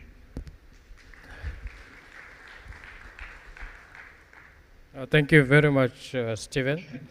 I'm going to check if there's any question from the floor.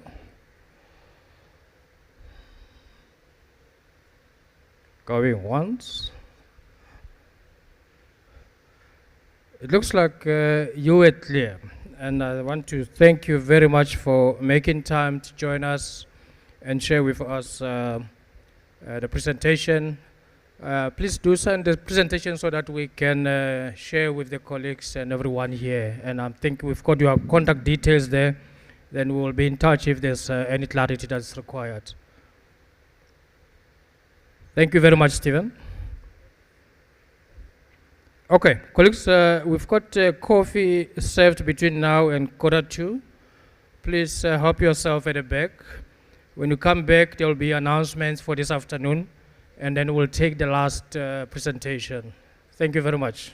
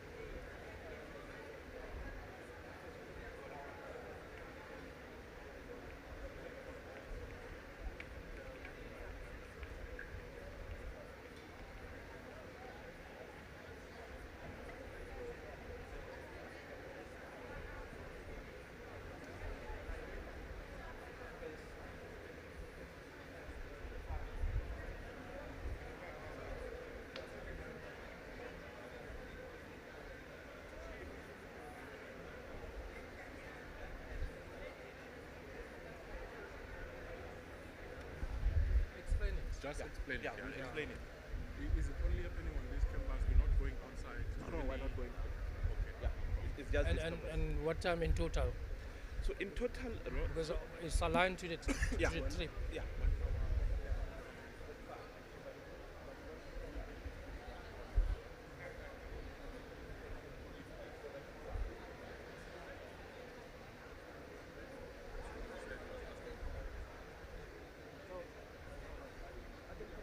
Yeah, let's finish here.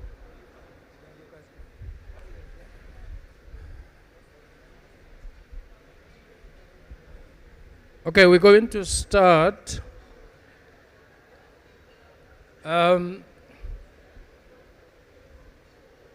Please bring your coffee down, colleagues.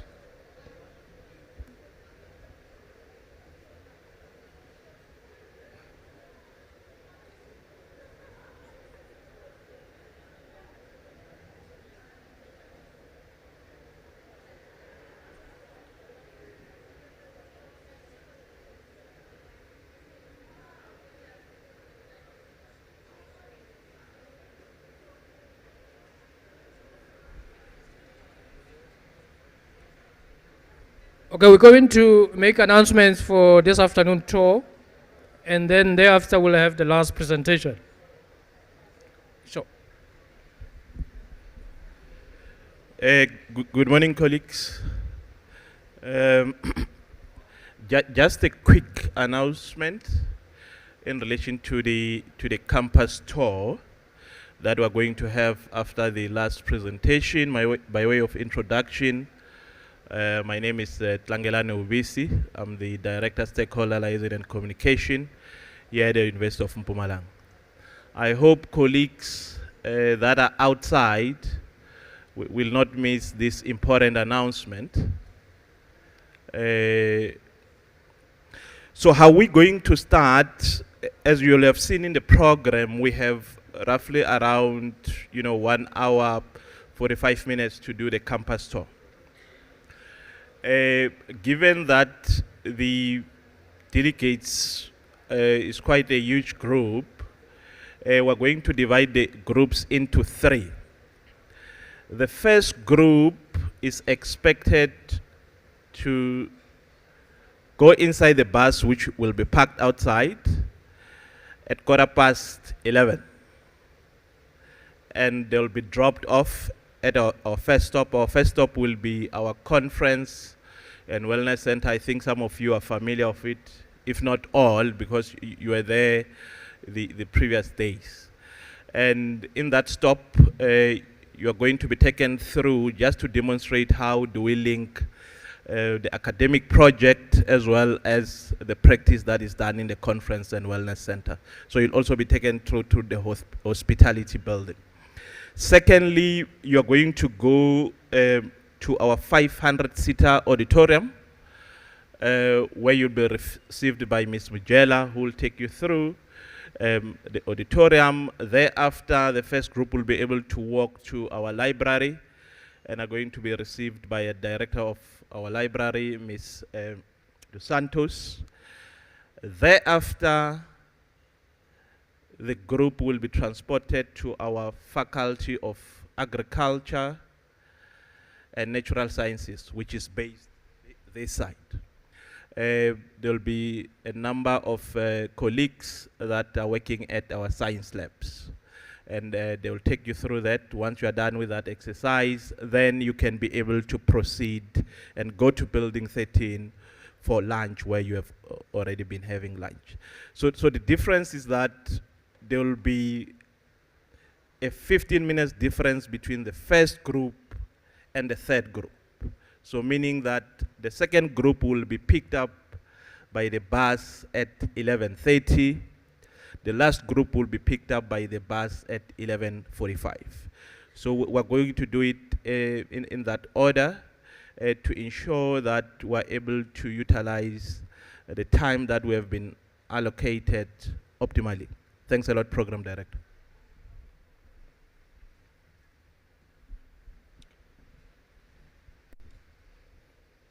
Okay.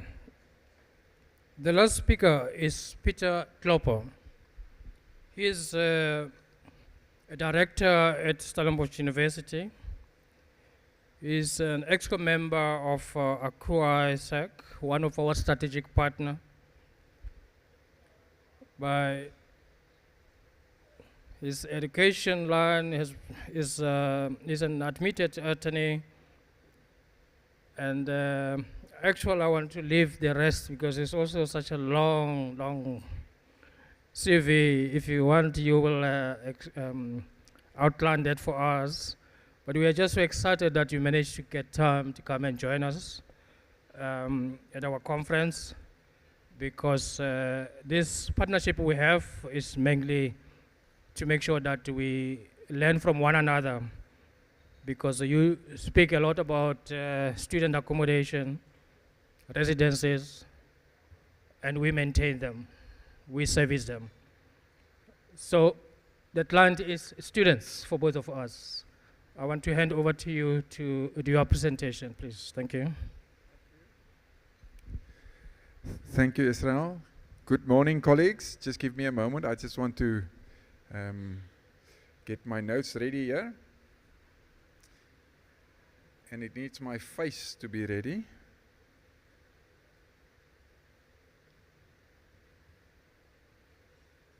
Okay. Yes. Okay. Thank you. The last time I had the privilege of addressing Hefma was in 2022 at the Future Campus themed in Stellenbosch. Now, the theme of future campuses allows us to think quite broadly about ideas. It prompts us to think about how the brain works, what is the future, how are we going to design it. And then it helps us to where we want to go, but it doesn't necessarily help us to get there. And the question that I've heard many times over this morning, as well as I've heard in the past, is how to get our seniors to buy in. It's another way of asking the question, how do we get a community to accept new knowledge? And any community is notoriously difficult for it to accept new knowledge. So I usually illustrate this. It's got nothing to do with your seniors' capability, intelligence. It's got nothing to do with the intelligence of the people around you in the higher education system. It is how we respond as a community to new knowledge. Therefore, we have various Nobel Prizes, most notably in medicine, most often, where people, when they first thought of the idea and brought it to their peers in a research paper or whatever, they were not only kicked out of their research group, they were also kicked out of the university just 25 years later to win the Nobel Prize for that very same idea. And the reason is, new ideas are not that comfortable in a community, and that's actually, Israel, the question you're asking all the time, is how do we get them to buy in? And I'm going to talk to you a little bit about sustainability, but also about the accreditation and grading of student housing as one of the nudges to understand how you get buy-in. How do you use an accreditation and grading system? What are we going to do in student housing? How are your student housing and the leased accommodation going to be accredited? And how does that create a nudge for where we want to go? Should I point this to you?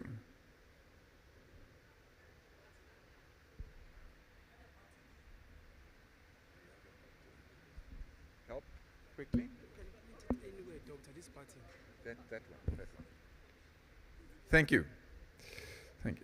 So just firstly, from ACUA side, so ACUA stands for the Association of College and University Housing Officers International, and we also have a Southern African chapter that I'm part of. We are partners in improving higher education with Hefma through a memorandum of understanding, and that's why we are strategic partners. We learn where we're working together. We're learning that if we work together, it will enhance the work we do. And special things must go to the DHET that actually got us together. Now, the Association of College and Housing Officers International was established in 1951 very similar to what, not in South Africa, that was abroad, but very similar to the ideals you have in Hefma. It is to support professionals. We also started using the word professionals because it helped a lot. And it began as a platform for sharing best practices. It promotes professional development. It advances through research and provide networking opportunities. And that's all important because many of you can already be just assigned members. And I will share that now. Now, the Akua SAC started now, well, let me just first say, Akua has now grown into a broader perspective on student accommodation. It includes innovations from across the globe, and today it's a global leader in terms of student housing in conferences, publications, training programs, and active community of members dedicated to enriching student living and learning experiences. So you can join there. I'll show you now how you can join. But what is this thing about getting together? What is this all about? What do we do at Hefma? And there's a very interesting book written by a South African. He studied at Wits University, and the book's name is called Superabundance. And it tells a fascinating story. While most of us are still under the impression that one of the biggest problems with the world is overpopulation, there's a growing consensus now that the biggest threat to our existence is underpopulation.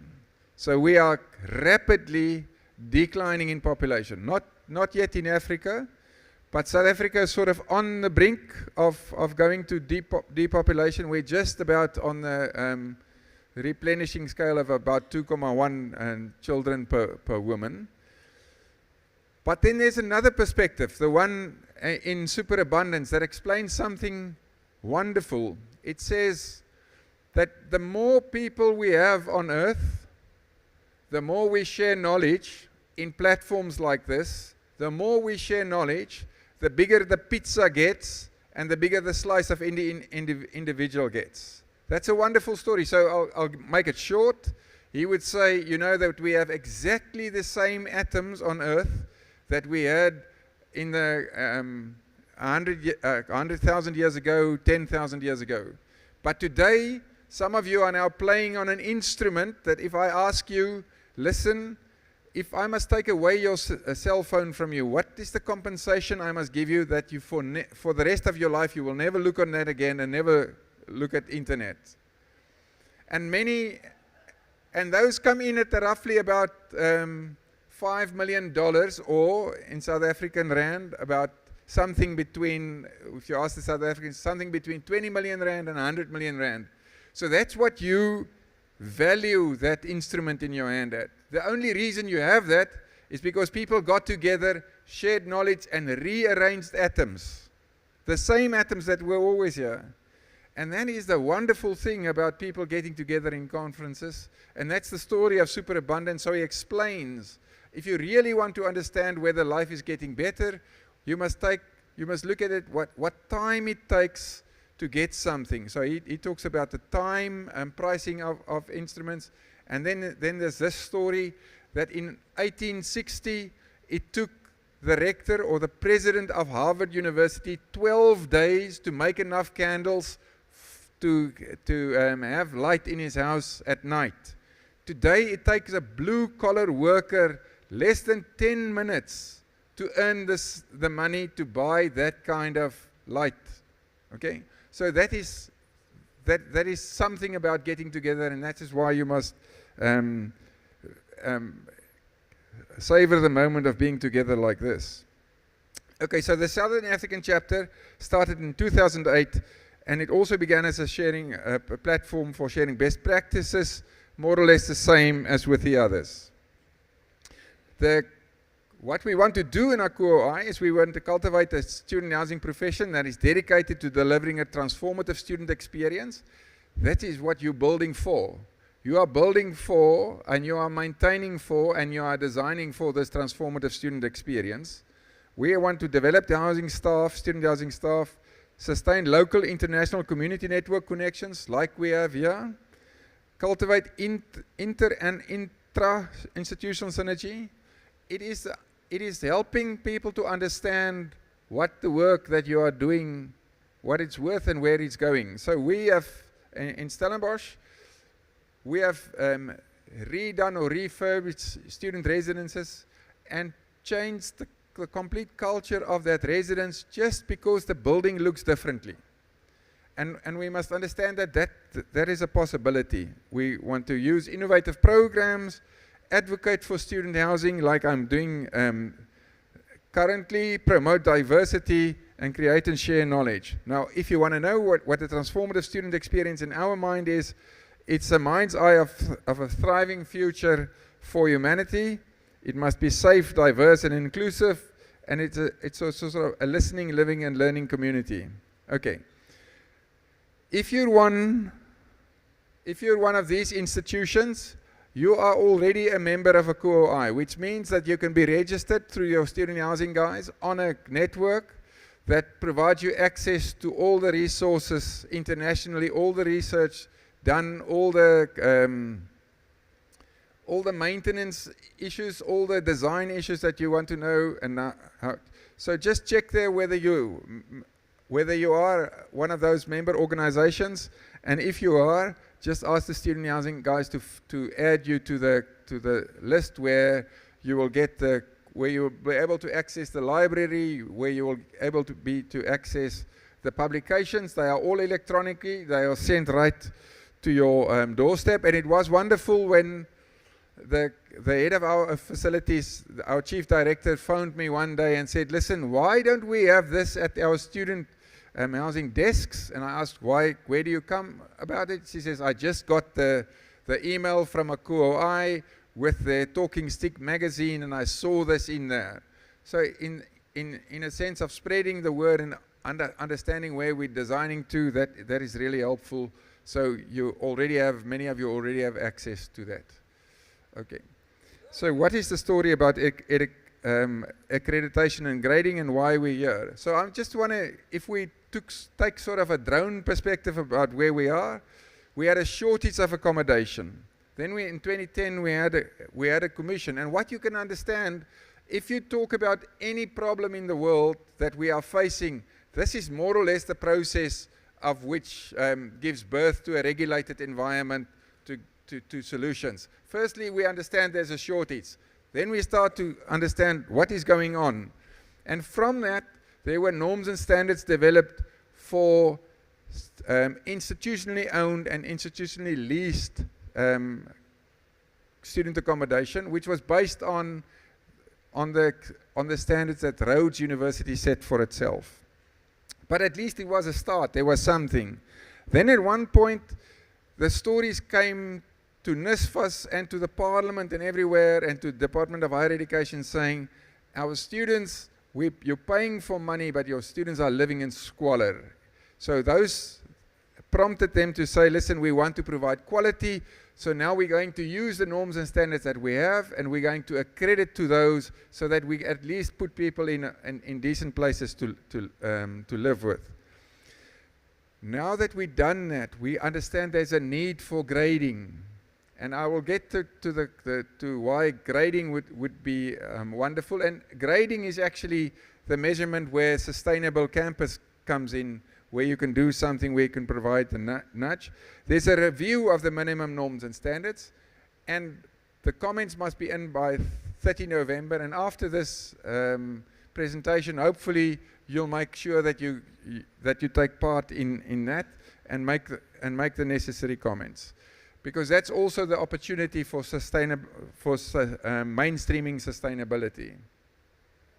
Okay, so for accreditation and grading, we understand that we need to standardize. NSFAS wants to accredit for NSFAS accommodation payments, and the universities and private accommodation wants to send a signal to the world. When a student must decide where they're coming to stay, they don't know the quality, they don't know anything. So if we have an accreditation system, it already says it's acceptable. So you know that already. If you add a grading system into it, a student would have that information before they are on campus. And that would be useful for all of them.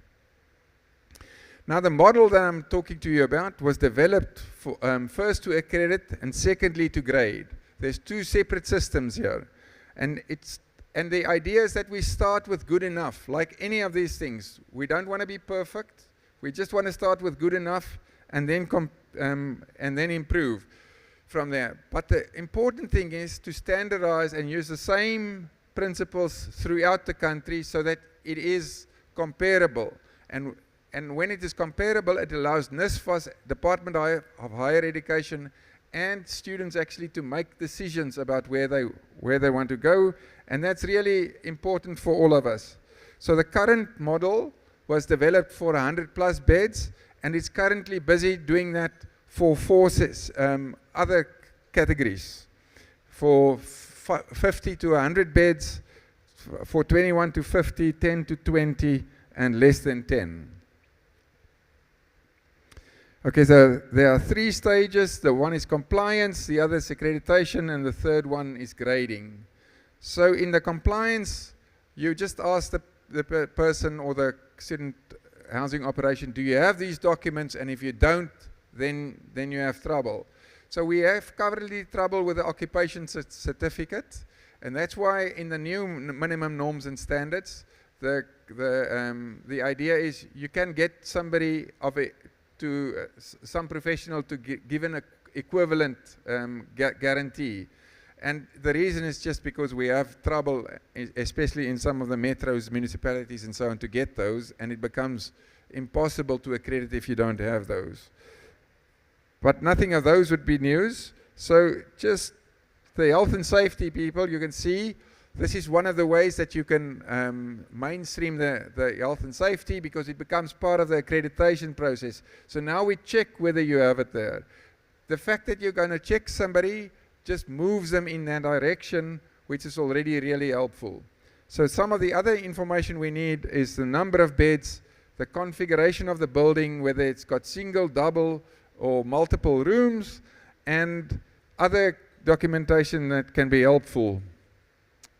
So then the process would be accreditation. And the question with accreditation is actually, does the building and the management of the student housing complex comply with the norms and standards? Are you close enough? Are you giving at least a minimum? And then grading says, now that we established that you have this, let's look at the quality of what you're giving. Okay. And this is where you introduce the nudge towards sustainability. Well, we also have other nudges that I will talk to you about, but the checklist is based on the minimum norms and standards, and we added to that university experience. Now we will redo it after the new minimum norms and standards come in somewhere in the future. But the first thing we had to do is we had to determine a weight, a relative importance of every item, because the bed in the student's room might not be as important as the study lamp or the bed table. So you want to understand what are the essential elements that you need there, and then you have different categories of that you're going to accredit in, where it's situated, the condition of the building, maintenance and cleaning services, security, management of student housing, and quality of student life. So how do we determine a weighting scale? So firstly, we sent out every single checklisted item to as many people as we could on a Microsoft Forms, and we used the wisdom of the crowds.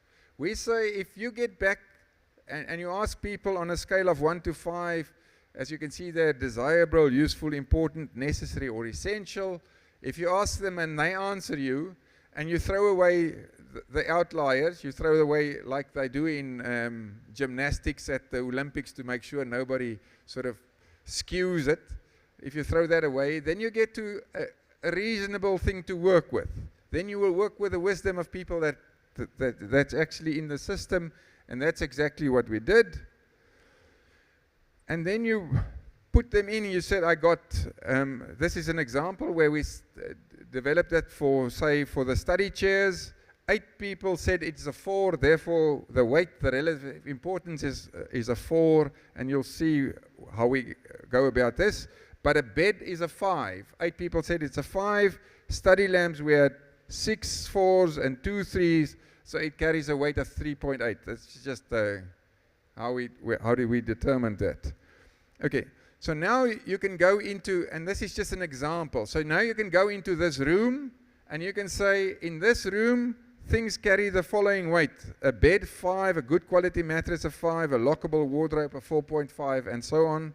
And then you can determine, you must at least have a sub-minimum of weights for you to be accredited, which gives us a little bit of a flexibility in it, but it ensures that the building has enough. And you do the same for rooms, kitchen, passages, quality of student housing, and all of those things. And then through that you make up an accreditation system. So there's 2 ways that you fail the accreditation. Is firstly, if any of the items marked a 5 is not present, you fail, because that's an essential item. And secondly, in each of these is room, kitchen, each of these aspects, if you fail to make the sub-minimum, you don't make accreditation. Okay, so then what is then possible? It's possible to go from there to grade. So once accredited, you can also be graded. Now the grading of student housing differs remarkably from tourism grading. So that's also why we don't use the word stars. In tourism, it's all about the amenities you give. If the foyer is bigger, then you go from a 3 to a 4 star. But in student housing, we want to say, you told me that we actually checked that you have a bed and you have a mattress and you have a wardrobe and you have this. Let's look at the quality of each of those things, and then we determine what we grade you at.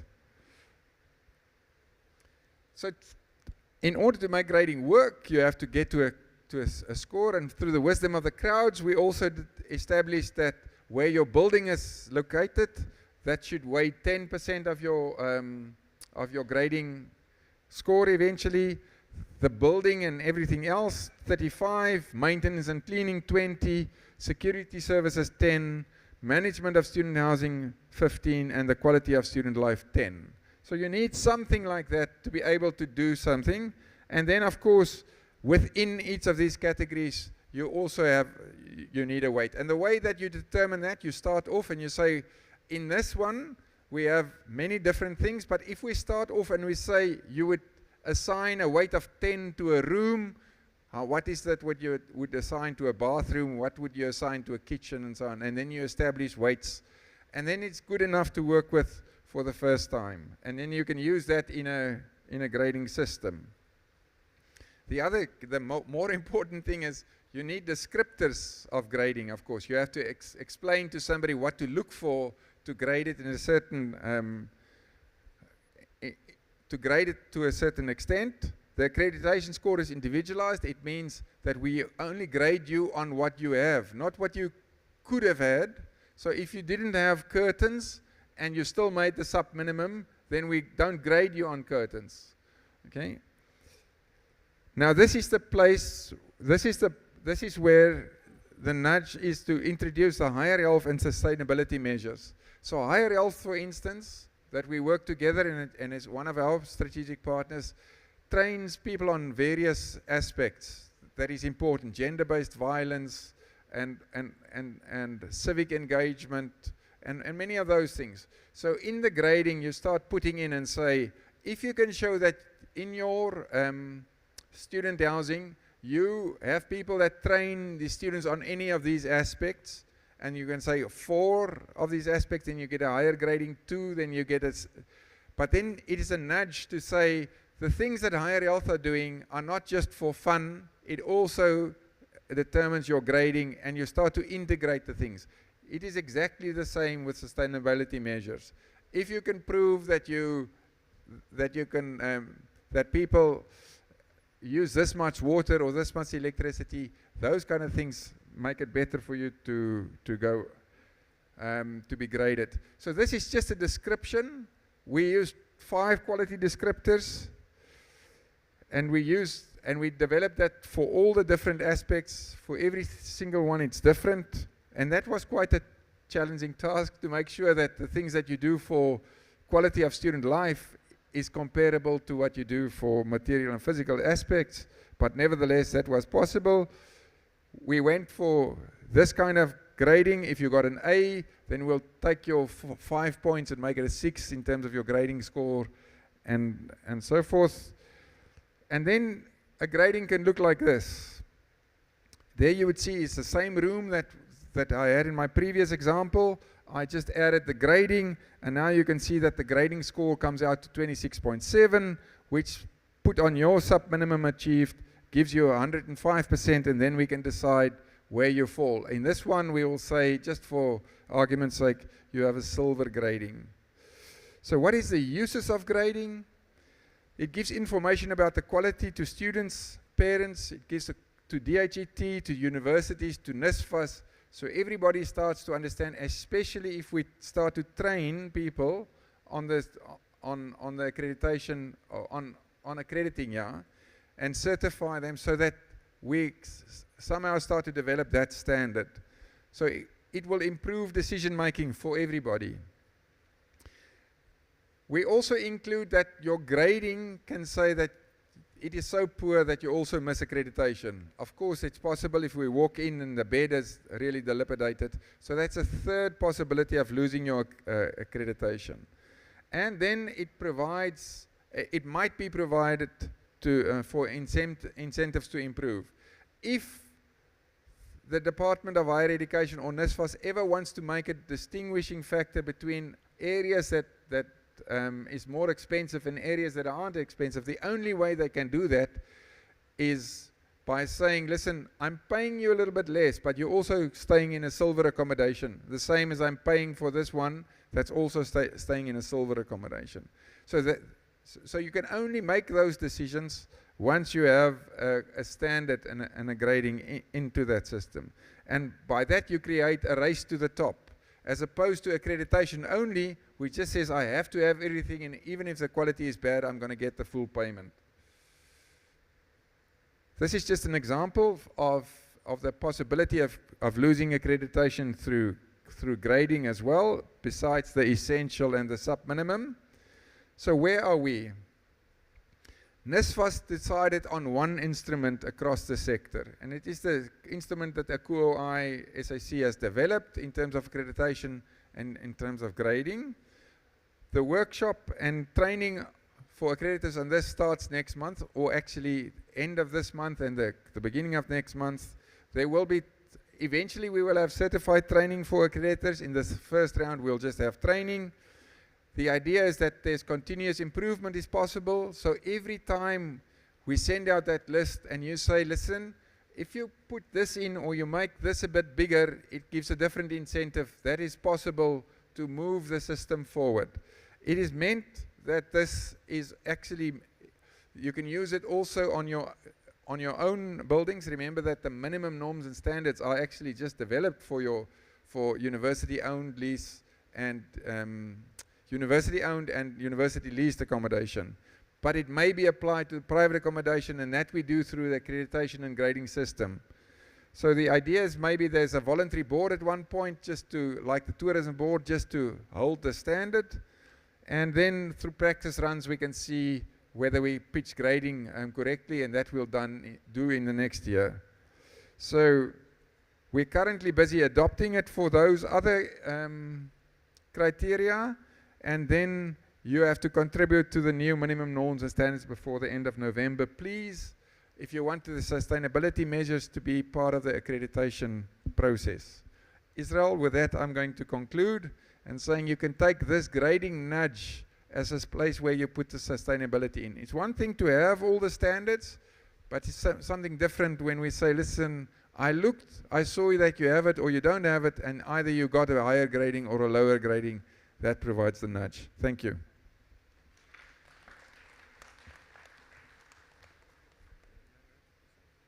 Thank you very much. Thank you very much. Colleagues, while you're deciding on the questions, can I just ask the driver of this BMW FT38DRGP, a white BMW, you're obstructing traffic trucks at the back, please attend to that. Let's take 3-4 questions, starting from this side. There's 1, 2. Anyone this side? We are good with that. 2 questions, please, over to you. Bernard Matiba from University of Limpopo. Who is the relevant committee to do the inspection on the accreditation? Is it anyone or facilities management? Yeah, at the moment, many of the universities had people that went out, and it was normally a private student housing organization or desk and they did the accreditation. So last year, NSFAS, or this year, NSFAS actually took some of that accreditation on, but they quickly realized that that's not working for them. So where universities have people that can accredit, they will do the accreditation. They will be the ones that are trained.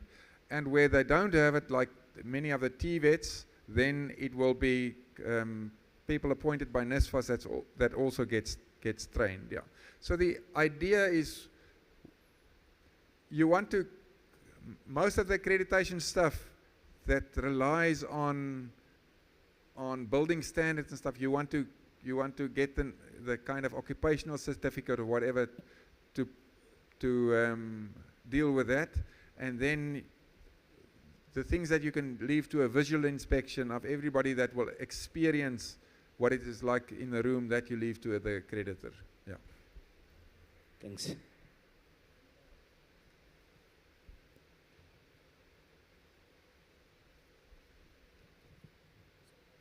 Okay, let me come in. Ulbabalo Bambeni from Walter Sisulu.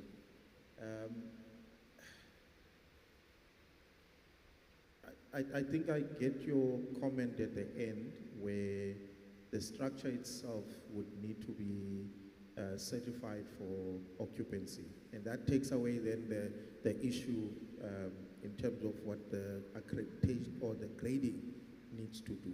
I get that, but I would like to contend a bit to say maybe even the grading must come to assist with the occupancies, because not all our municipalities assess their applications of building plans in the view that there would be a student occupying that facility. So give an example, you've got there a weight for the size of the room as 3. Depending on which location you are, that is the most biggest problem you can ever get, where you've got a small room and everything is fitted into that room and you get 2 students in that room. So that's a comment, but the question itself is how can we engage with your organization just to give more input, because we have come across other platforms, but we've never had an opportunity to engage. Yeah, so thank you for that question. So there's currently also for the below 100, all those ones, there's a Microsoft form out to all the universities, and it will be going to your student housing director or chief of student housing, and they can circulate that, and that's the place to make all the comments that you want to. That's the one. The second thing is, every single year we will do the same. We'll send out something. We'll say, listen, last year this was weighted. This was the weight. What is your? What do you think now? And what is your comments? Do you think we should change the description or whatever, so that we can continuously improve on that? Yeah. Okay. Does that help? Not. Colleagues, thank you very much. Let's give a round of applause for. There's one last question. One last question from my side. Okay. Everyone, Bulele Mbanga from the Nelson Mandela University. So I have a question around what are the repercussions for institutions that are not registered under the association of the college and university? Yeah, so the college, the ACUA ISAC developed this one, okay? NSFAS is using this for accreditation. So if you're going to have NSFAS students and you want those places accredited, you're just going to use the same tool that is here, because that's the one that's recognized. So you don't have to be part of ACUA ISAC. You don't have to be part of that to have the benefit of that. All right, thank you. Peter, this is for you. There is a protocol here. Thank you. Are we looking there?